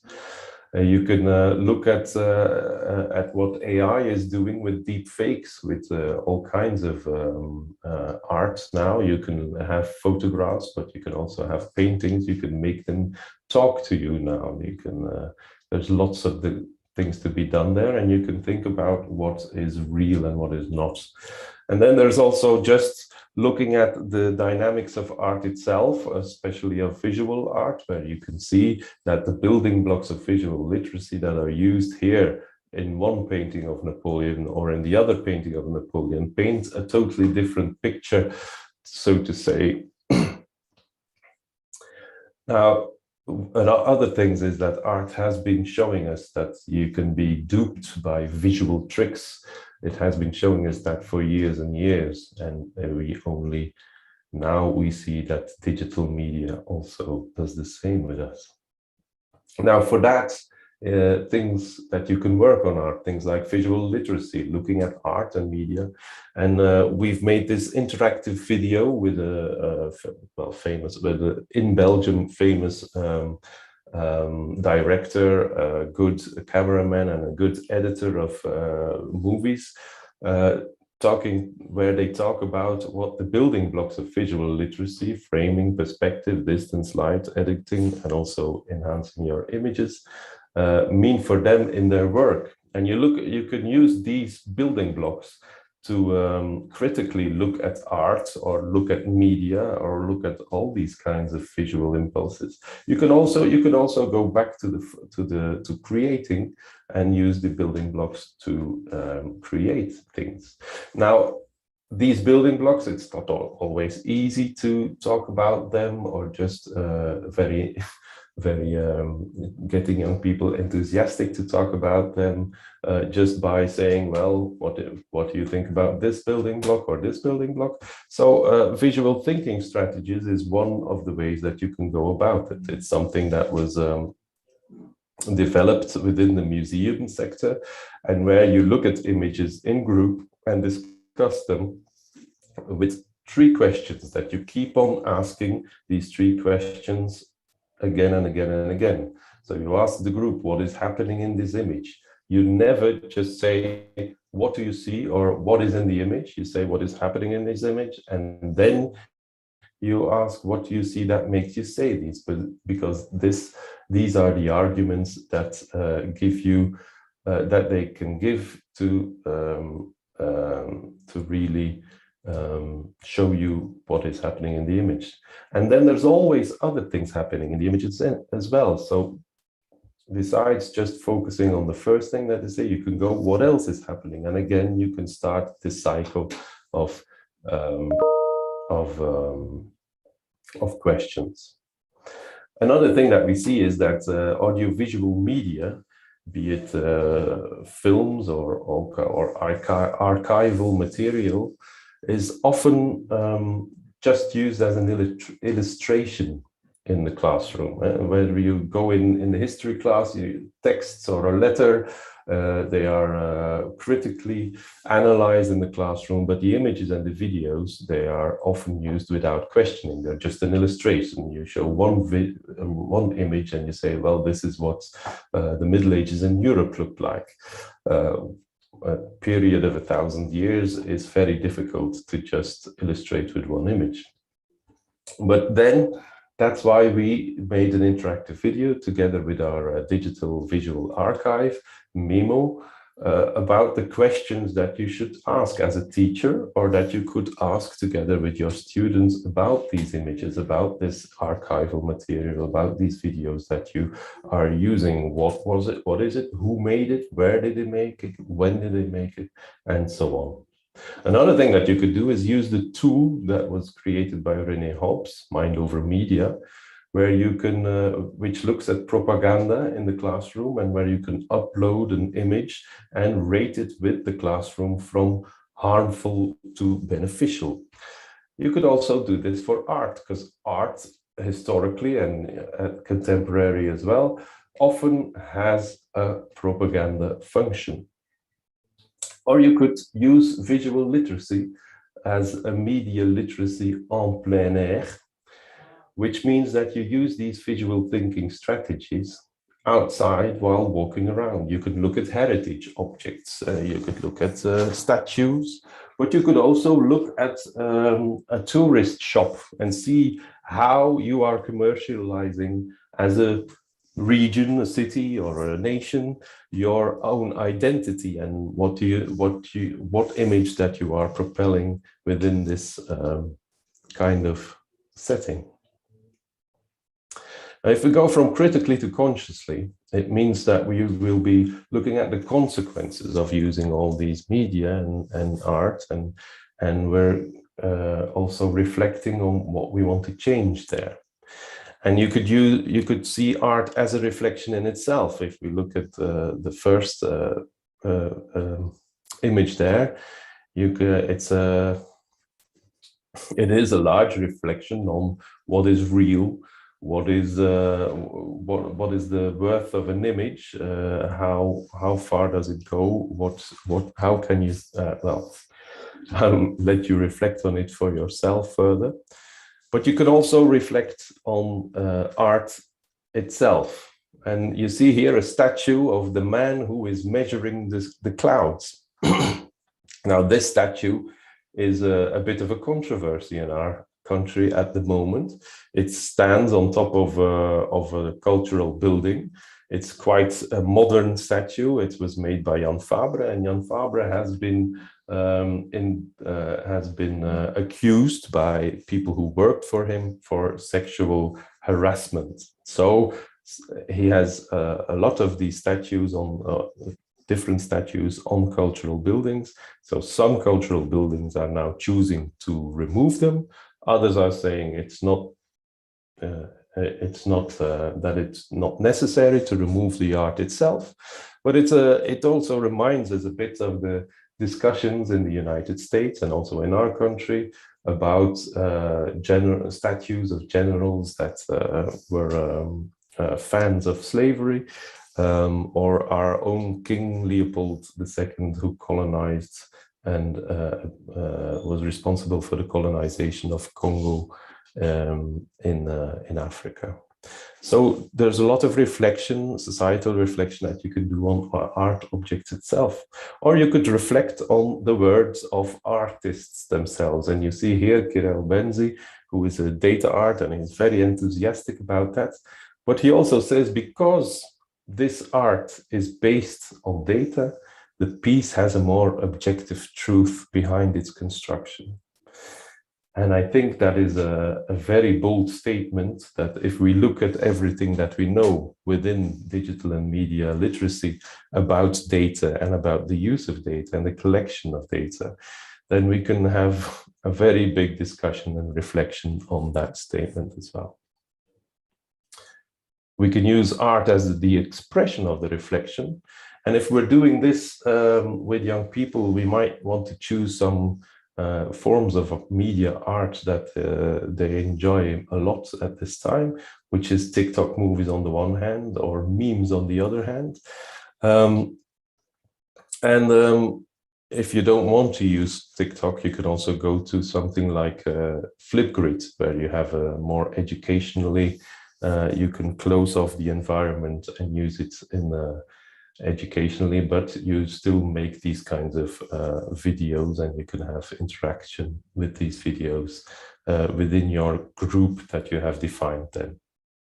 But if you are using art and images and memes and TikTok videos online to express your views, I think we should also go back to some things from digital literacy and media literacy that we are already working on a lot, and it's how you are using them online. What messages are you putting online? Are you attacking somebody, or how are you reacting to what somebody else is online? What is your own behavior online, and are you being on your best behavior? Are you making the most constructive community online that you can? And there are lots of tools and lessons already available on hate speech, on trolling, or on polarization, or on cyberbullying, and so forth, on not sharing private images of other people. And there's a large collection of tools that you can use for that within the Safer Internet community. And there I will be finishing this talk. So I thank you very much for your attention, and I'll be here for some questions if there is time.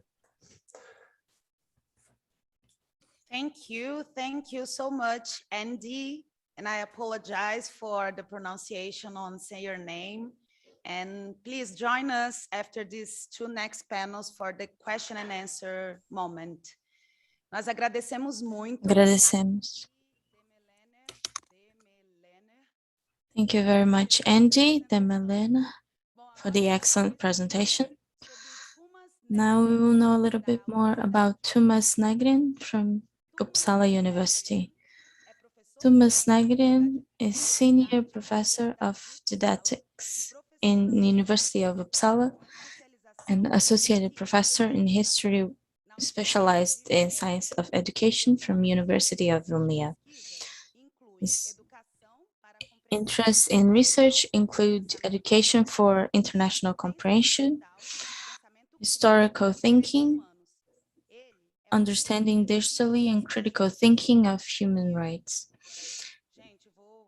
He is the leader of research from projects, I apologize for the pronunciation, Neyuhitsvadihahen and GACA, and is a specialist in a work group from European Commission to Digital Literacy Against Disinformation. Welcome, Tumas. You have the word.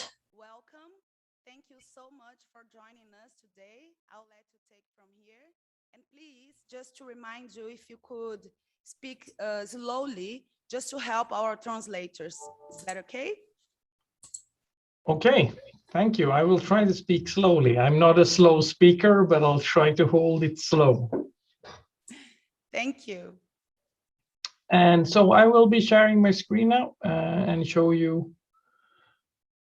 the Brasilia PowerPoint. So I will be talking about digital civic literacy in education and some of our research that we've been conducting on this topic. but I will start by having someone else talk. By the way, I need to just double check that I get this right. Every time you share, you need to make sure that you also share the sound. There you go.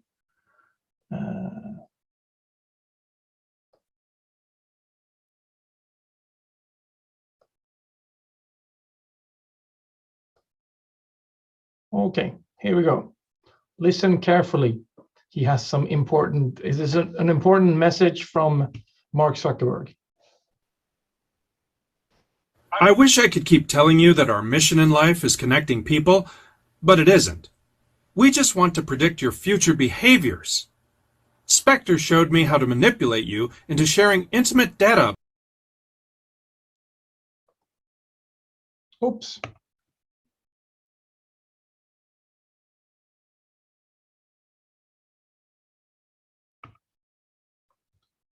Something went wrong. I wish I could keep telling you that our mission in life is connecting people, but it isn't.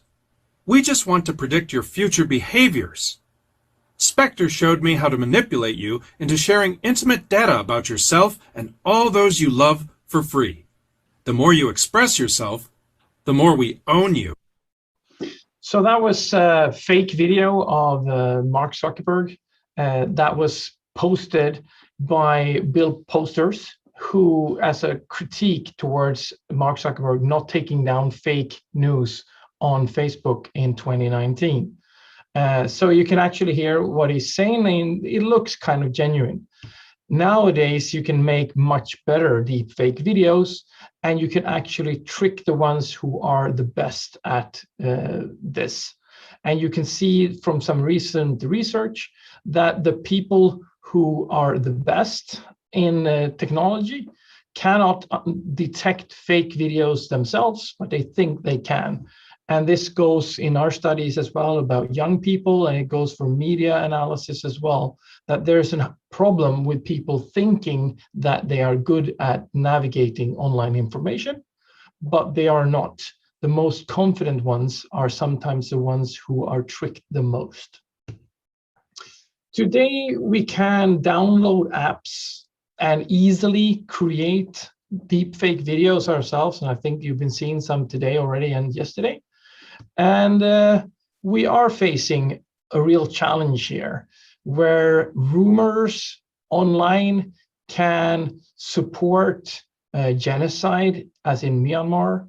Rumors may fuel lynchings, as it did in India. We've also seen this in the Swedish election, that rumors have been posted online about election frauds. And we've also seen how Russian trolls have been trying to manipulate the American election. And we've seen the storming of the Capitolium. So there are some serious issues here. And what we know is that people with different backgrounds are more easily tricked than others. When we look at the information about COVID-19, we see that the ones who are best at navigating information about COVID-19, those are older females. The ones who are not as good as this are people getting information from social media. And this study was conducted in Ireland, Mexico, Spain, UK, and the US. Learning from this, we also see that the ones who have a self-perceived minority status are more skeptic towards governments and towards credible information about COVID-19. And I guess that this comes from a skepticism in the history where they have been given some lies about what is going on regarding experiments, etc., coming from the governments. We also see that the ones with numeracy and trust in scientists are the ones who get most correct when they are supposed to be looking at misinformation and true information about COVID-19. So there is a challenge here, and we can't have everyone speed up and become older women immediately. So we need to focus more on education. In Sweden, we have been looking at how big is the issue among younger people. What we see in our large-scale study of 10,000 students, when they go to their own news feeds, helping us to scrape the data, we see that for the most part, they actually get their news from credible, established news media. We see a problem in Sweden because the students could not reach the most credible news because it was behind paywalls. Only the ones who had parents paying for subscriptions could get the most credible news. But now this has shifted. The most credible morning newspapers in Sweden have now taken down their paywalls to high school students, so they can now read it for free. We also see that it's very complex when it comes to evaluating credibility.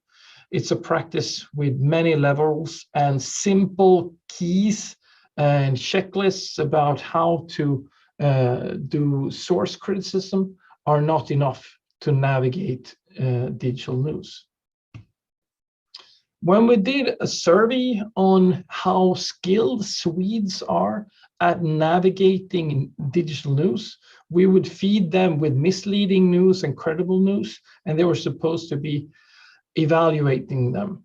Here we find that for the most part, the ones who rate access to credible news as very, very highly are the ones who are best at this.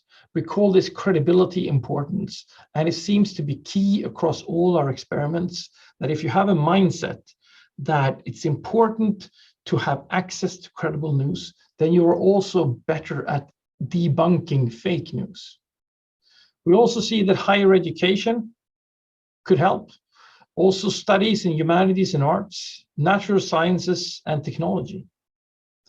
Also, people who have been working with fact-checking are better than others at fact-checking, which might not be much of a surprise to you. Predictors for poor performance is actually if you're a young person who have a high self-rated internet searchability. So what we're seeing is a bit of a Dunning-Kruger effect, overconfidence syndrome among the students. The same thing as we saw as in the deep fake study. So this is a problem of arrogance, actually, and not knowing your own limits. And we see that the ones who see online information as quite credible are also not very good at navigating information. This is the free access to morning newspapers in Sweden. So what we are looking at and what we're finding so far is that digital civic literacy have some key aspects. We see that there is a digital divide. We have people with socioeconomically poor backgrounds who are not very good at navigating information. We see that it's very important that young people learn the importance of reading and finding credible information. This might be more important than actually being good at source criticism, is knowing where to find good information and following good information. When it comes to critical thinking, we see that you can actually support students' pre-bunking skills by having them play games where they are the manipulator themselves. I will tell a bit more about that later. And we're also finding that it's good to teach students to become fact checkers and fact check more like a pro, which is called debunking. So what we see here is a very complex issue. There's no quick fix in this, but I will still tell you a few quick fixes because that's what we research about.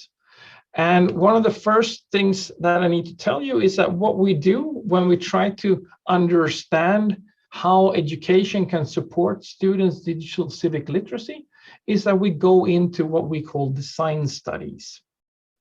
Design studies are test beds for innovation, And the intent is to investigate the possibilities for educational improvement by bringing about new forms of learning in order to study them.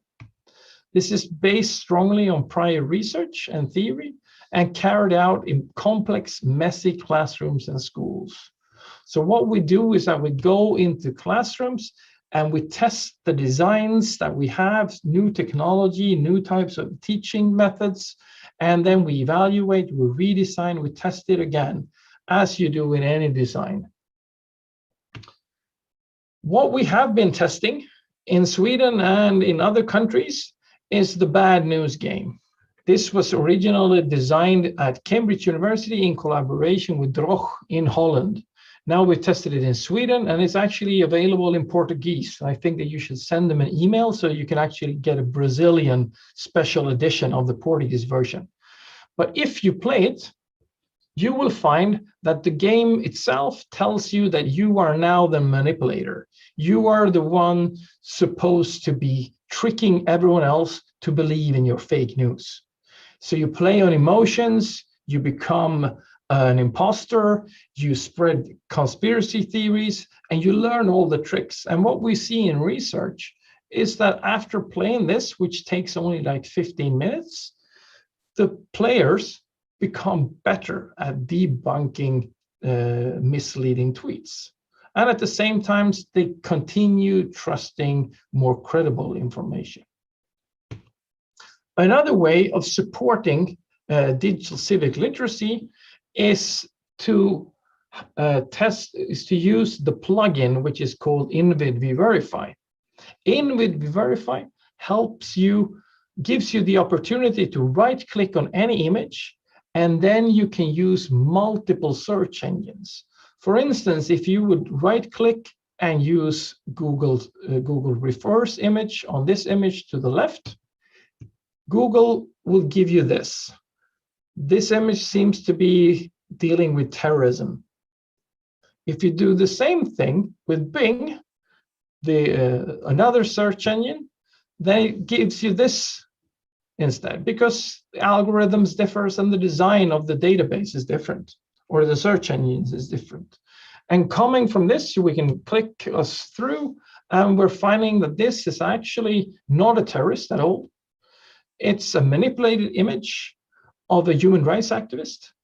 And here they put him on a bomb jacket, and they made his tablet into the Quran, and they've actually put something nasty in the background as well.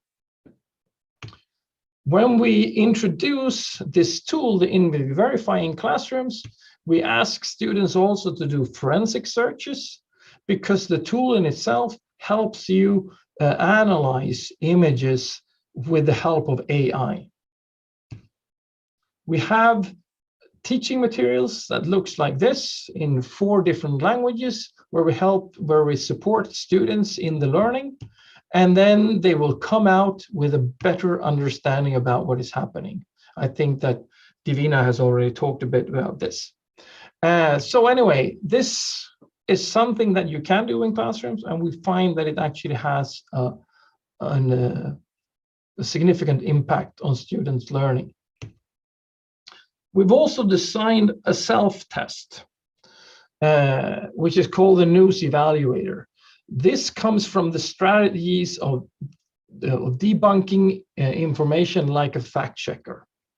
So what we did was that we gave a pretest to students, and then we gave them some general information about what to do as a fact checker. Look at the source, look at the evidence, compare to another source online. We did a pretest, they got the general information, and then they did a post-test on these types of items that you see before you. The outcomes from this was nothing. So we had to go back to the drawing table, and we had to redo it, and we figured that maybe this has to do that the feedback was too general. Maybe it needs to be more specific. So we ended up with a new design with more specific feedback and test items. And now it works. So for instance, you will see this image of a kitten, you would rate it, then you will be given feedback as in a short video clip, and you would also get written feedback on your response here. Now, giving that feedback, we see now that the ones who do get the feedback are much better than the ones not getting the feedback. And this is published in a research journal already. We are now continuing to better understand what is going on. What types of feedback is the best feedback for students to get? And we were previously giving everyone video and text as feedback. And what you see in the image before you now is that if you are given both the video and text, then it takes more time to understand the feedback, and you might not become better skilled than in the only video condition. So sometimes it's better to just have a video without any subtitles. Oftentimes it's better to have a video and no text. So what we're seeing here is that it's important to have feedback that is not giving a cognitive overload among the students. And the best feedback seems to be just video. Giving them the text feedback is not as good as it is having the video. Collecting and looking a bit broader on what we know in educational sciences about disinformation, I find a few things worth mentioning here. First of all, great schools for all is very important. If you have a population where everybody gets good schooling, then that is helpful, because if you know a lot about a subject, you're harder to trick. So knowledge and skills go hand in hand, and we must always support good schooling in general. We're also finding that in research, where they compare how much people understand them when they read on screens and versus when they read on papers, we see that when you want students to learn new things, then it's best to read on paper. So don't throw away your printed books. And in Sweden, they've been conducting some evaluations about the schools in Sweden, highlighting the importance of not becoming all digital. You must give the students also information on papers and books. Reading a lot is great. So if you help people to read more, if you help support the small ones to read, then they will also be better at navigating this information. As I mentioned previously, I think that in schools we should focus quite a bit on teaching the students how to find and follow good sources. Where can I find credible information? Not focus too much on becoming critical, focus more on learn on the facts and where to find good information. And then of course, on top of that, as the previous presenter said, in upper secondary schools, that's when you could become more critical, but you need to have a solid basis on knowledge that you can trust. We're also finding that it's important in education to support curiosity and open-mindedness.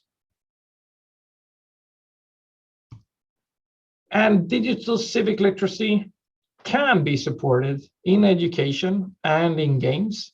And we're seeing that if you have some short interventions teaching students pre-bunking, for instance, by playing games, and debunking, learning to fact check like a pro, or doing a reverse image search with Verify Invid, then students can become better at navigating online information. What we are looking at now is the importance of technocognition. Knowing when you need technical support seems to be key in the future. Since the best designers themselves cannot, with a naked eye, debunk deepfake, then we need to understand, okay, I need some help here. I need to have a tool that can help me analyze the image, analyze the video. So this is partly one of the approaches that we are looking at currently and ahead of us.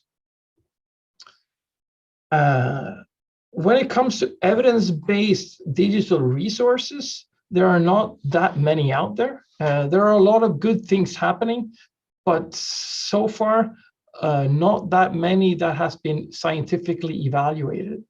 And here are some examples that comes out in English, where you can look at evidence-based research that can be digital and support digital literacy. And this concerns maths, science, the news evaluator, the bad news game, and the U-Check materials.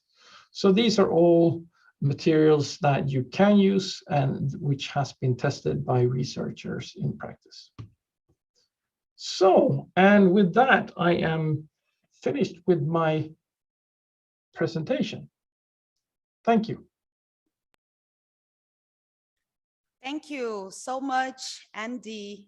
And I invite you to stay with us for the question and answer moment right after the next panel. Thank you. I'll be stop sharing then. Ok, agradecemos muito a Thomas. We would like to thank Thomas Negrian for his presentation. Now we're going to learn a little bit about Paulo Selou from EAVE from Belgium. Paulo Selou is a specialist in media and a founding member of EAVE, an European association that is active in media and related citizen theories. Paulo, in media. Before that, before moving to Brussels, he was a part in radio in London and Milan, and also working in BBC and private channels and publics.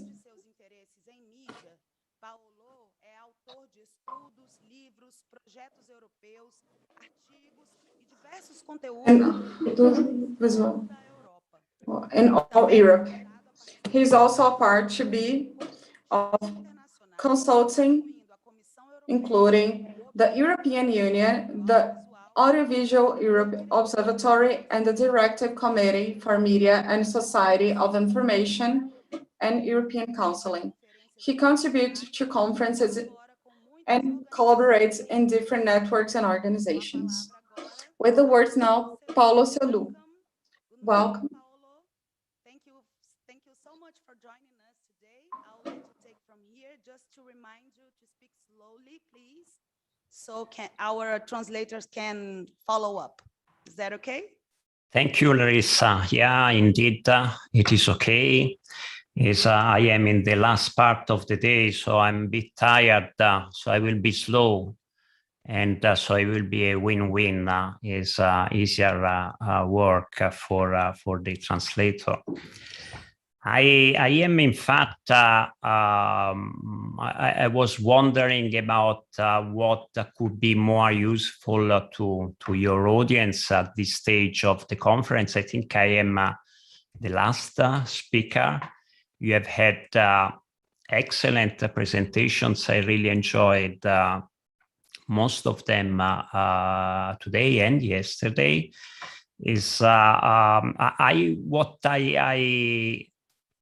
What I will do is different from what I had envisaged. I'm not sure about the point of departure, the knowledge, the level of details that would be useful. So I have decided now that I will go a bit back to basic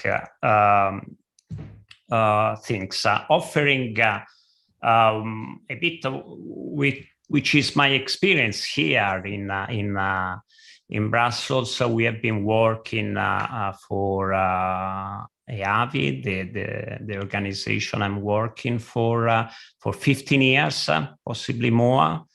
Also with some of the speakers that you have had today. And so I will tell you what I think it is more important at this stage. 15 years ago, technology was different. the online world was different. The way in which you were winning elections was different, and these relate a bit, and I congratulate, in fact, the organizer of your event to have associated the words media education, disinformation with art, because art is important. Is the new concept that we are using here at EAVI. We haven't called anymore media literacy, because people don't understand what is media literacy. We have tried hard, but it's certainly our fault. And we try to find a concept that was encompassing a much broader context, is not only skills, but also attitudes, also values, and it could not be confined into a rigid definition. Is Andy before is show a very good framework about all the different criteria that make media literacy. There are many around, but for us it was it is important. Gianna Cappello before was mentioning David Buckingham and his manifesto of media education, pointing out rightly that critical understanding is the core of I föreläsning om lyssnar.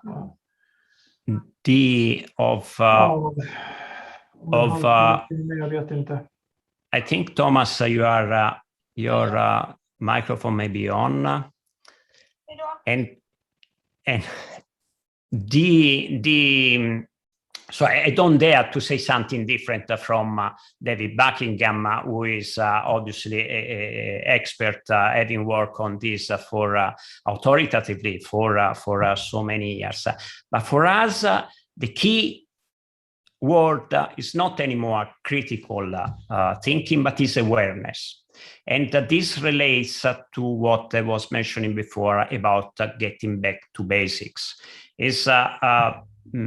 Europe is not getting any more media literate. There is some evidence that is showing that, in fact, the power of disinformation and propaganda is increasing, and the tools that citizens have available are in fact not sufficient. So for us, the key word is awareness, is consapevolezza, consciousness. I don't know how you would translate this in Portuguese, but and this is another problem of this global media literacy. Words are important, but each country has its way to define and to use the terminology. So for us, it's important to develop a skill of being attentive to distractions, of being aware of what is happening around us. This in itself, our behavior online, this in itself, it is not sufficient, but it's the very first step to become media literate. To be aware of a problem is the first step to solve it. And so be aware that it's not you that are choosing which movie you are watching on Netflix, being aware of all this manipulation and propaganda, surveillance, privacy. Before it was mentioned about the Social Dilemma movie, Thomas. is quite rightly point out from what the research is showing. So is what I want to say is that media literacy and the fight to disinformation is not just a rational process. It is related to humanism. You mentioned already your Paulo Freire. This is we only exist in relation to each other. I think that is the exercise of fighting or becoming a better citizen. It starts from ourselves, and there is a lot that we can do even before accessing tools and resources. So, and it is related to emotional intelligence, to creativity, to many things that have already been mentioned. Then we will be able to use the media more as a personal resource. So talking about resource, I will in a moment, because I think that this can also be useful to you, I will provide the link where you can download the book that we have just finished writing, which is the result of a 3 years long project on how to become a media literacy teacher. And we have, we will show which is the approach, the methodology that we have used in 5 different countries to train 100 teachers per country, so it is international by definition, and the problems that we have encountered and the solutions that we have found. So this will be in a moment. And in fact, if I share it, it could be even now. Let me see if I share my screen and which is here and there. So forget about these slides and this is what I was mentioning before. I hope that you don't see this. And maybe not even the chat. So let's forget about all of this stuff. This is the book that I was referring to. So it's 144 pages long, and you can download it now. And we decided to make it available in the spirit of media literacy, so that we can share information. I want to get to, these are another couple of projects that we are on that are more specific. Again, you will have time if you want to go to the respective websites. This is on children and how they can be safe online. A long discourse about children and being online. I remember, I just want to say that is a conversation I had with Sonia Livingstone, in which she said that children don't need to be taught about privacy. So it's quite a controversial issue, but maybe they are wiser than we think. This again is relates more to art actually, and digital culture has also been mentioned before. But I will skip this and I will go to what we have called the AVI test, and this a way in which we want to find out whether people, including experts, they are actually aware of basic very important, crucial information. And the test is factful in the sense that the replies to the test are not subject to interpretation. You can have it go. And so one of the questions is how much time we spend online? And the answer is, I don't know if you want to try, count until 3. 1, 2, and 3 is the right answer is that we spend almost 20 years of our life online. It means days of 24 hours, day and night, is an enormous amount of time in this digital environment. And obviously, what does this imply? Thomas was mentioning that studying on a paper book may be more effective than learning from a screen, or probably the two combined is, but yeah, let's not throw away the books that we have at home. I hope my pace is good enough for the translator. I go to the second, another question. In fact, this is the 7th one, is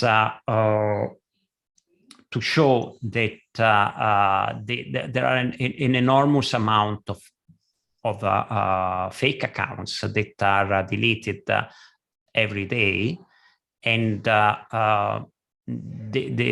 only Facebook, and this is a data that refers to 2020, but for 3 months only, is taking out almost 20 million accounts per day, 20 million fake accounts per day, only Facebook.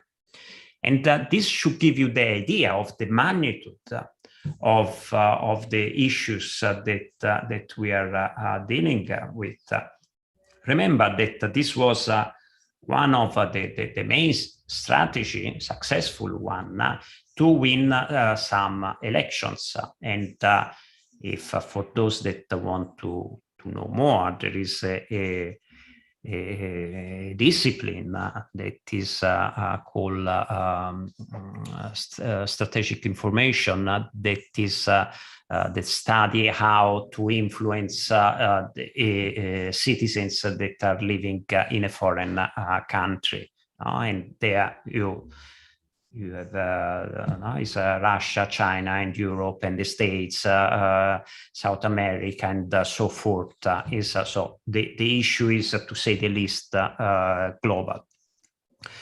So I skip a few slides, but I want to mention this because also it was taken before by some of the speakers, which is the balance in between disinformation and freedom of speech. Am I allowed to say what I want when I want it? Which is the limit? And you, for sure, you remember what happened not a long time ago when what he was the president of the United States encourage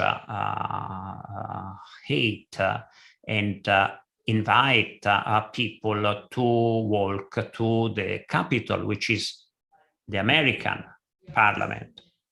And he was using factual lies.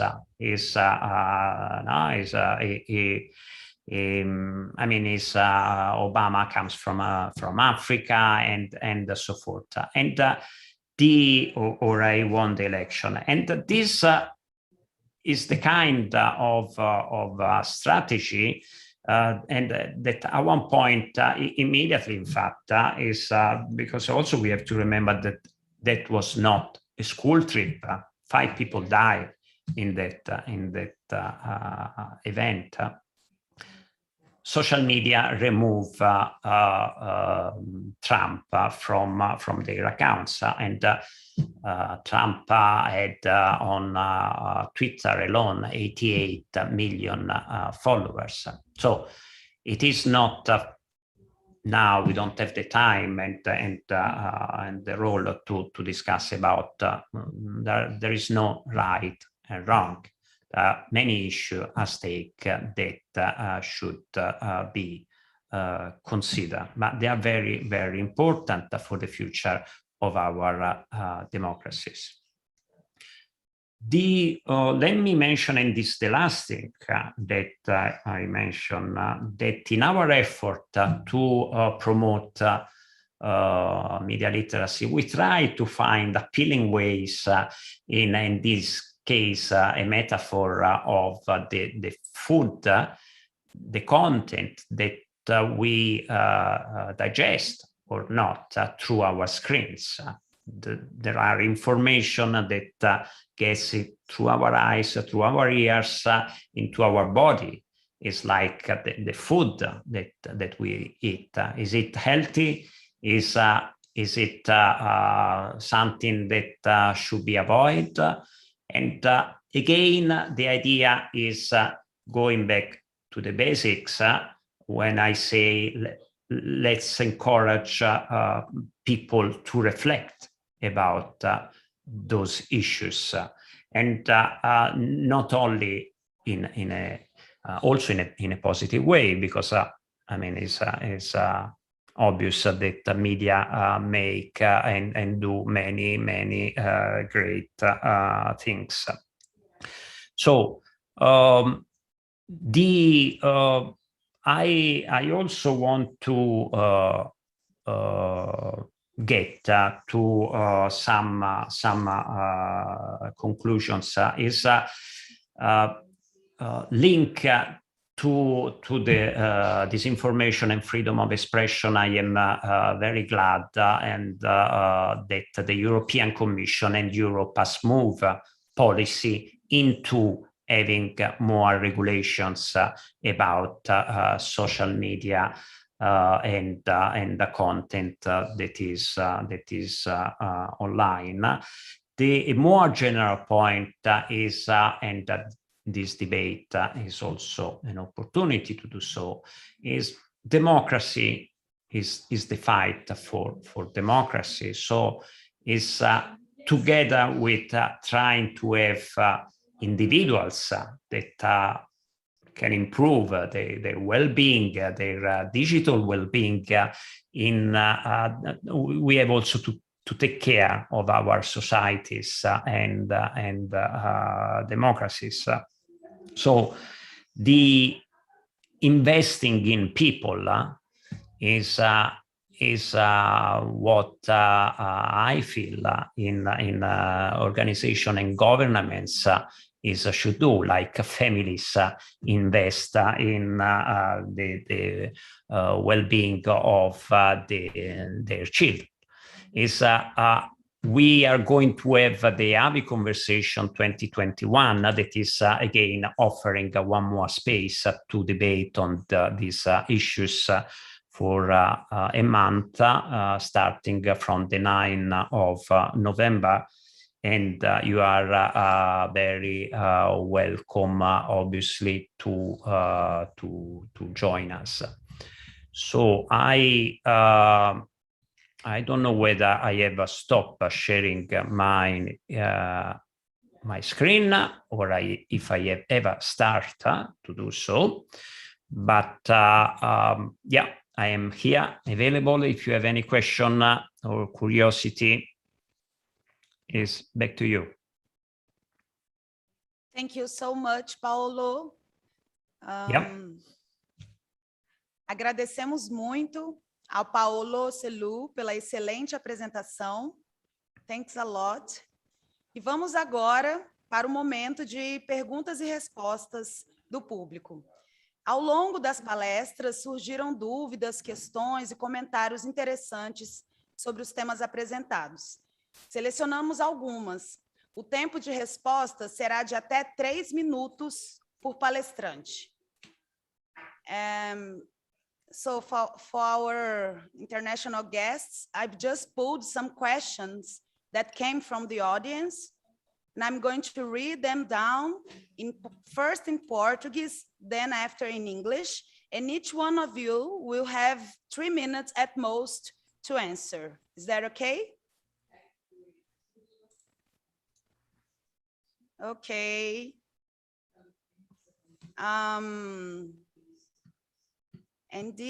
Okay, let's start. Okay, vamos. For the first question, I would like the 3 of you to answer. So it's one question, and the three of you can answer. Okay, we can start with Andy, and then Thomas, and then Paulo. Ok, first in Portuguese. Neste contexto em que vivemos, parece que a desinformação vem acompanhada ou é favorecida por uma política de deboche, cinismo, desprezo pela cultura, educação. Estaremos vivendo uma distopia ou um universo paralelo de 1984, de Orwell? First, in this context in which we live, it seems that disinformation is accompanied or favored by a policy of debauchery, cynism, contempt for culture, education, and life. Are we living in a dystopia or a parallel universe from 1984 by Orwell? Andy, if you can start answering. So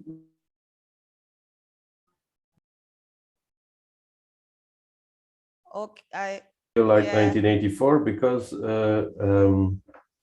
disinformation seems to be a good thing for the policy that is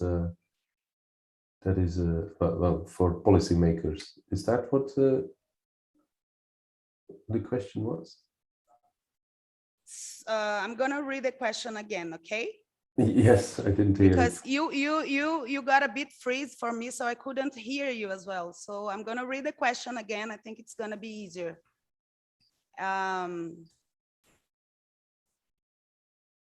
In this context in which we live in, it seems that disinformation is accompanied or favored by a policy of cynism, contempt for culture, education, and life.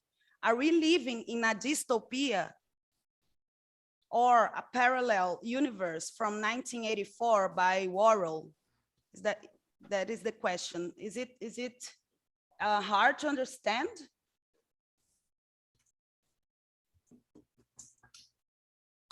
Are you mute, Andy? Yes, I understood the question now. I couldn't hear it the first time around. Okay, thank you very much for repeating it. So are we living in a parallel world, in a dystopia? I don't think so. First of all, because I don't think we're as far in as 1984 in the book portrays. I don't think we're at that stage yet, or I hope we never will be. Secondly, I think if you look at the world's evolution and in our historical evolution, I think there's a lot of things have been much worse in earlier times. If we also look at the spread of information, how it was used politically before this age, well, the disinformation has always been around. So the thing that makes a difference here is that the ways that it can be distributed are much wider, digital. It can go much further. And that the techniques that can be used technology-wise can also go much further. But on the other hand, that means that the people who are fighting this disinformation can also go much further. So I think that we have to trust that there are enough people on this earth that will keep on fighting the good fight for truth and transparency and democracy and progress for as many people as can be. And that the last thing that we can do is lose hope or lose trust and just give up. If you give up, then surely we will be in a dystopia.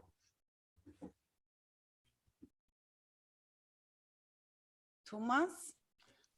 Yeah, well, I totally agree with Andy, and I see that there are some, especially when it comes to Big Brother sees you, I see that there are some tendencies that are a bit scary. The possibility today to govern what people do in their lives, in their communication with each other. I think that there are multiple threats out there that we need to be aware of, that coming new technology in the wrong hands or in the wrong governments might actually be a real threat to democracy. So I'm also, as Andy, pretty hopeful that there are enough people in the world that actually are working for democracy and for using the potential that we see in the digital world. But if we look at the high hopes that we had in like 10, 15 years ago, today my impression is more mixed. It's not all that democracy will not be winning thanks to social media. Democracy might win with some aid of social media, but also with some problems coming with social media. So I think that it's a mixed bag, but I do have some hopes, and I do have hopes for the younger generation growing up, and I have hopes for some of the leaders in the world are actually taking this issue and making it an urgent issue that they're actually focusing on. So, and I see that now also the industry are finally starting to listen and acknowledging that there are problems with platforms as publishers, not just content managers.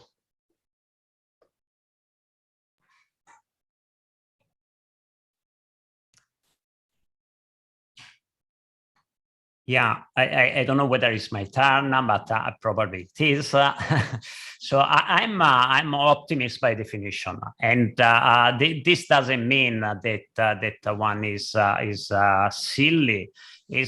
I think we have to acknowledge that we are in a new world, and this requires new people. I mean, people with different or more advanced skills, attitude, as we are saying, it will be a fight. I mean, are the governments or some governments fighting for the interest of their citizens? Are some commercial interests antagonist to the citizens of the citizens? For sure, some it is. I mean, the situation is, when Thomas, you mentioned about some private companies are starting to self-regulation. They are indeed, others are not. So there is, I think it was part of the question, there is a need for new policies, new rules, because the liberalism has proven that has some limits. Society by definition has to give themselves rules for the benefit of everyone. So I think that we are in a point in time. We should look at what has happened 10, 15 years ago, 20 years ago. Some hopes is that the Arab Spring and the internet as a place for freedom, and this has changed. Is a certain niche are still available. I mean, is extraordinary. How the fact that we can exchange information, share, collaborate with others. No one would want to go back to 20 years ago. But it's true that certain people they are taking advantage of that.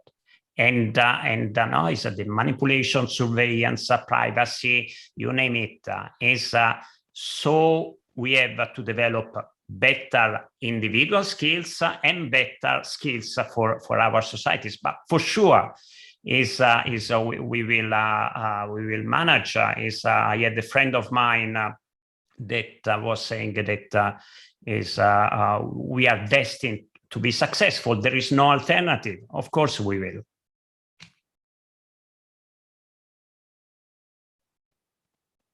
Thank you. Okay, next question also. Ok, a próxima pergunta também para os três responderem. Primeiramente, eu vou ler em português. E punir os responsáveis sem ferir a liberdade de expressão ou criar leis que possam favorecer ambientes ditatoriais, autoritários. How to curb disinformation and punish those responsible without harming freedom of expression or creating laws that can favor dictatorial, authoritarian environments. That's the question. Can we start with Andy? Did you get? Yes, I did get it. Yes. No, thank you. That's one of the most difficult questions. The debate between the freedom of speech or the freedom of expression and censorship or punishing disinformation. I think that's the most difficult part of it, because we see that that there should be more things that we have to do more than what we are doing now, and it can be more better education, it can be more better media literacy or other things, but I don't think that's the only thing that we can do, that we should do. I think we need some regulation, better regulation, and I think we need other initiatives. I think there's three things I'm missing. It's a good regulation. There has been a big push by all kinds of media companies to curb media regulation as much as possible. The problem is when new kinds of players come into play, the regulations that have been diminished a bit also don't count for them. So it's much more difficult to find good regulation there. Secondly is I miss civil society in this. There's a lot of research, there's a lot of education, there's a lot of journalists doing things with this information, but there is no form of civil society that actually takes up this kind of watchdog function against disinformation as a concept, as a phenomenon itself. It's still very splintered, that field. And if you look there at the European level, there's all kinds of, and international level in Europe, there's all kinds of organizations for consumers. They do court cases, they do tests of all kinds of consumer products and all kinds of advertisements. But we don't have this for news and disinformation like we do it there. And we feel there is a need, there has to be somebody who is defending up, taking arms for us against this. And the third thing is the responsibility of politicians, I mean. And if I look at my own country, I think there There is a big need, and I have to say, of course, we are not in the same political circumstances than some other countries, but there is a big need for self-regulation by politicians. I think it should, the politicians, parliaments, people who are elected into parliament or have a function as a minister, should be talking about what will we do when somebody lies. There is a very, very small piece of protected speech by parliamentarians when they are talking in parliament, in parliamentarian debate. That is totally protected. They can lie as much as they want at that moment. But at all other times, they are not. There is no regulation that protects them when they are lying. There is also not a lot of regulation that prohibits them to lie. So it's completely about self-regulation there. And I think that's one of the only things that we can do to not go too far in censorship, is that we ask sectors to make very good self-regulation and that, or co-regulation, and that we try to implement that as quickly as we can.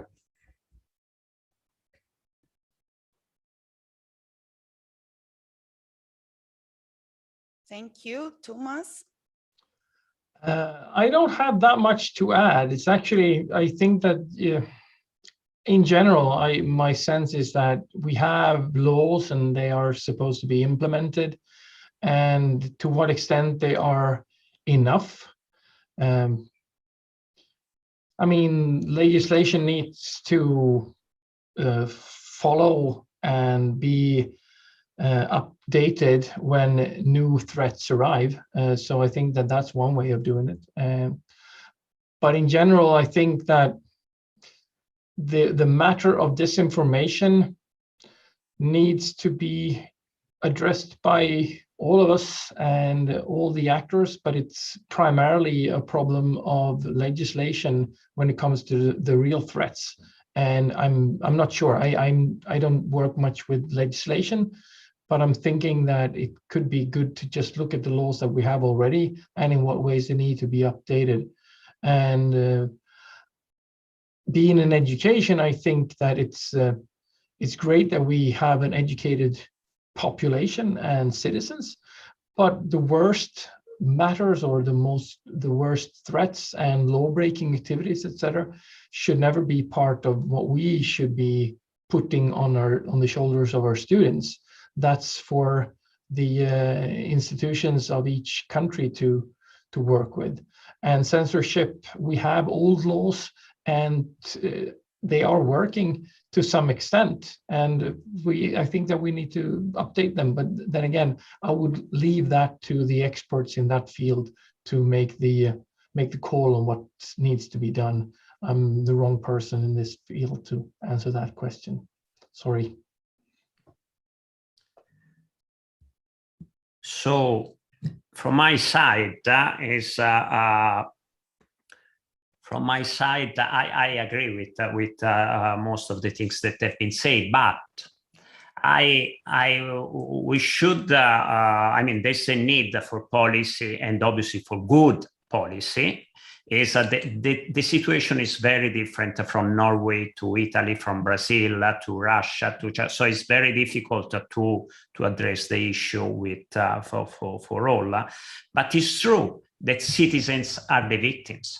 They whichever things happen is whether it's propaganda, information, is bad policy, is no policy, is or is excessive censorship. We are the one. We, in our capacity as people, whether one is a teacher, a student, an expert, a researcher, or it doesn't really matter at that point, or even a politician, as we said before.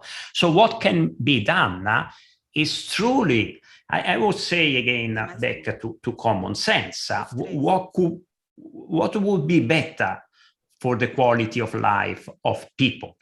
People And I think I agree that it's not something that should be put on the shoulders of citizens themselves to be able to defend themselves from propaganda, disinformation, etc. People, maybe they are not capable of doing it. Maybe they don't want to do it. Maybe they don't know how, if we think about moms and dads, where to find guidance. I think Andy was mentioning this before. Is indeed a long-term solution. Education is give a result in long term. So we must invest in education. We must invest in citizenship. We must invest in culture. And those budgets from many countries instead are shrinking. So there is a rhetoric and an alibi in saying that we defend the interest of citizens, but many countries are not doing that. And there must be pragmatically a push. I agree with Andy, the need to have a civil society stronger, but civil society need funding, and that's the problem of it. Is so to find some politicians that will position themselves to put forward those issues, and in certain countries is happening already because the level and the maturity of democracy is already there. But if we think to other countries, well, is much more complicated. So is again to be very specific, we need rules.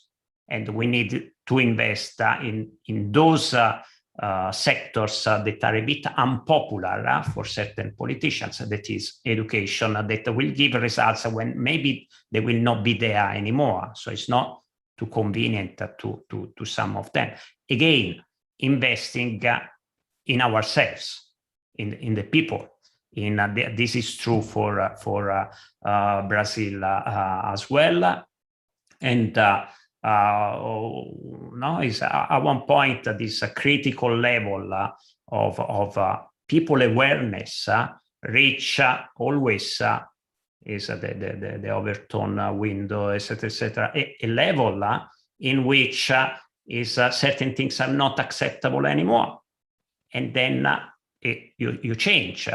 If you have the Amazon forest that is burning, to which point it will burn, is at one point there are alarms and things, well, let's do something about. Is a bit the simplistic way to say it, to address a complex problem, but I don't want to deny our responsibilities. And my responsibility at this stage is we need more rules and investing in education.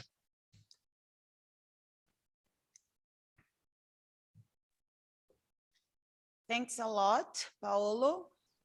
Okay, let's go to the last question. Começa assim. Como esse tema tem sido trabalhado com a população acima de 60 anos? The question is, how has this theme been worked with the population over 60 years old? Again, if we can hear the three of you.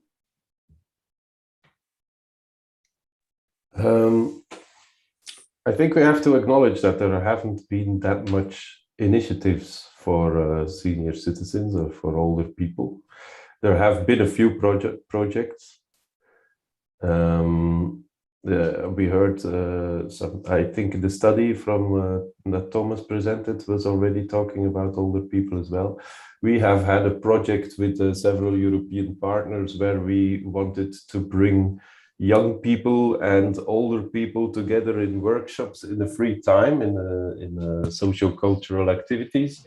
The problem was that there was this kind of outbreak of a disease that was very negative for especially older people, so we didn't really bring them together physically with young people in this project. We did do a lot of online contacts there, but it wasn't the project that we had that we wanted to do then in that way. I saw that some other organizations, and I think it was Age Europe and also All Digital, also had a project where older people were targeted, or at least the professionals who work with older people.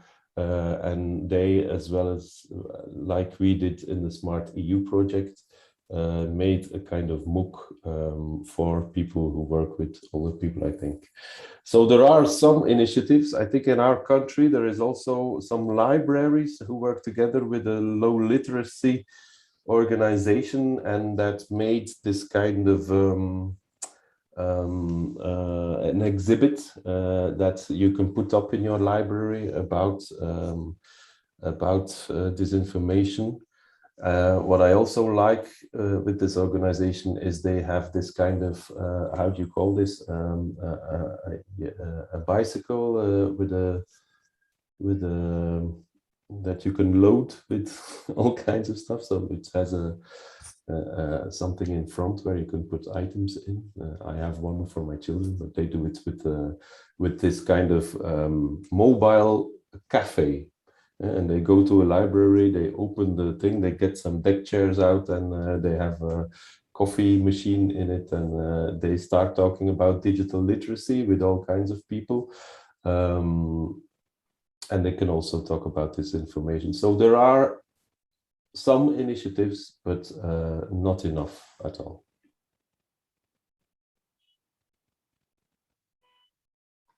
Yes, and I can just say the same thing. That's what we've been seeing as well in the Swedish context, that older people have been excluded, but for the most part, all people have been excluded when it comes to education about this, because education is something that you do when you're young.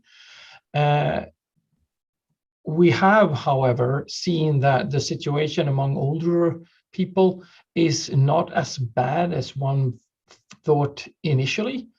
So older people are not necessarily more easy to fool than younger people. But then again, we see the same class divide here as in other groups. So the problem that we have about the digital inequalities are only partly explained by age. It's more explained by resources, educational background, and not least the curiosity factor. The ones who are interested and stay updated by themselves, they are, no matter what age you are, you will know what is happening and how to navigate this. But on the other hand, you see that some people are actually left outside society and not following what is going on much. And as you go older, it might be even more difficult to follow what is happening. So there are some initiatives, and as Andy said, through libraries, also some municipalities are trying now to bring new technology to the older people so that they can start using it more. So I think that they are a part that has been neglected a bit, but it's coming to terms with this a bit.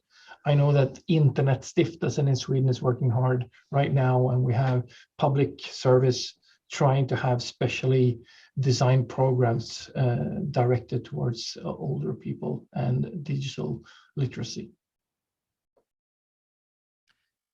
Yeah, well, obviously more than 50 means 60, 70, 80, so there are different age groups there. And as Thomas, you said, it depends very much on the social background, economics, and or education. That maybe is even a more crucial factor, but that's for sure is in the south of Europe, for instance, they are more than neglected. There is very, very, very little. In the fact, I think, that is not an interesting typology of consumer. is and then we go back to the media society or the consumer society, is if they don't receive those services or training in the way that they will be effective, is because no one is providing them. And again, going back to parents and children, for instance, if you go, I was talking to my children, and now some of them are a bit grown up, but if you go to a playground, is here in Brussels, so you see 10 different or 15 different nationalities, and Arabic, French, Italian, English, Norwegian, but the mom and dads, they behave all the same. They all care for their children in the same way.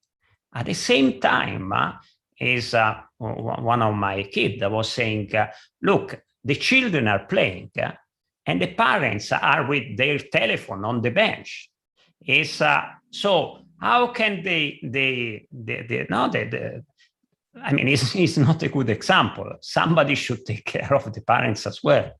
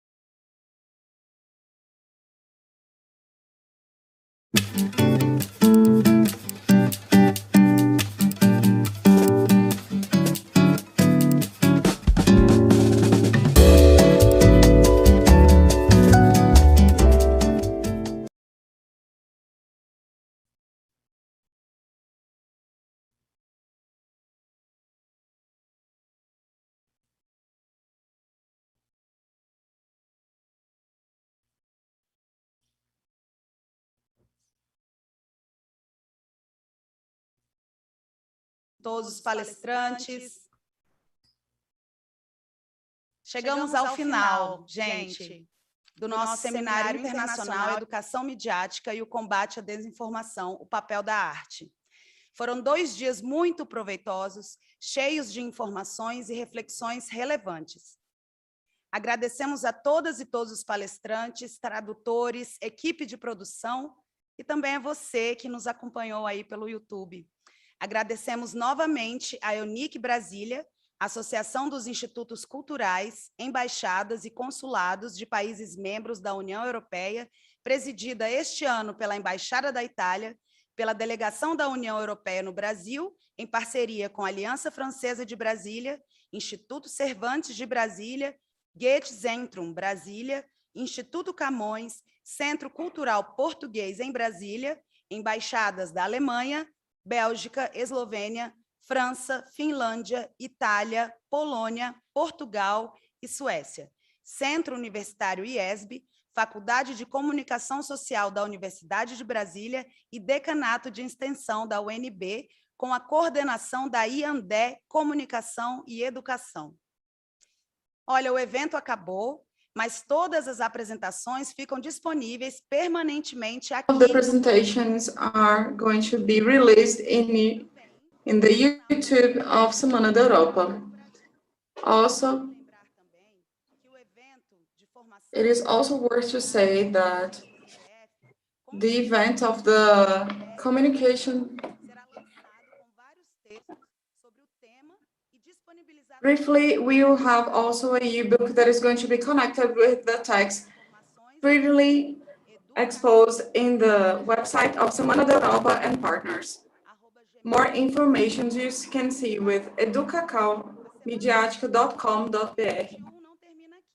It is also worth to reinforce the weekly of Europe can be aware with all of the programming through the site www.semanadaeuropa.com. We wish you all an excellent afternoon and see you soon.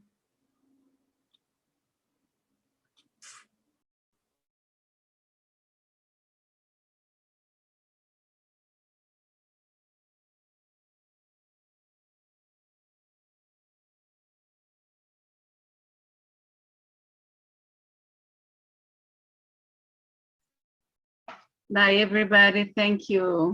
You were great. Okay.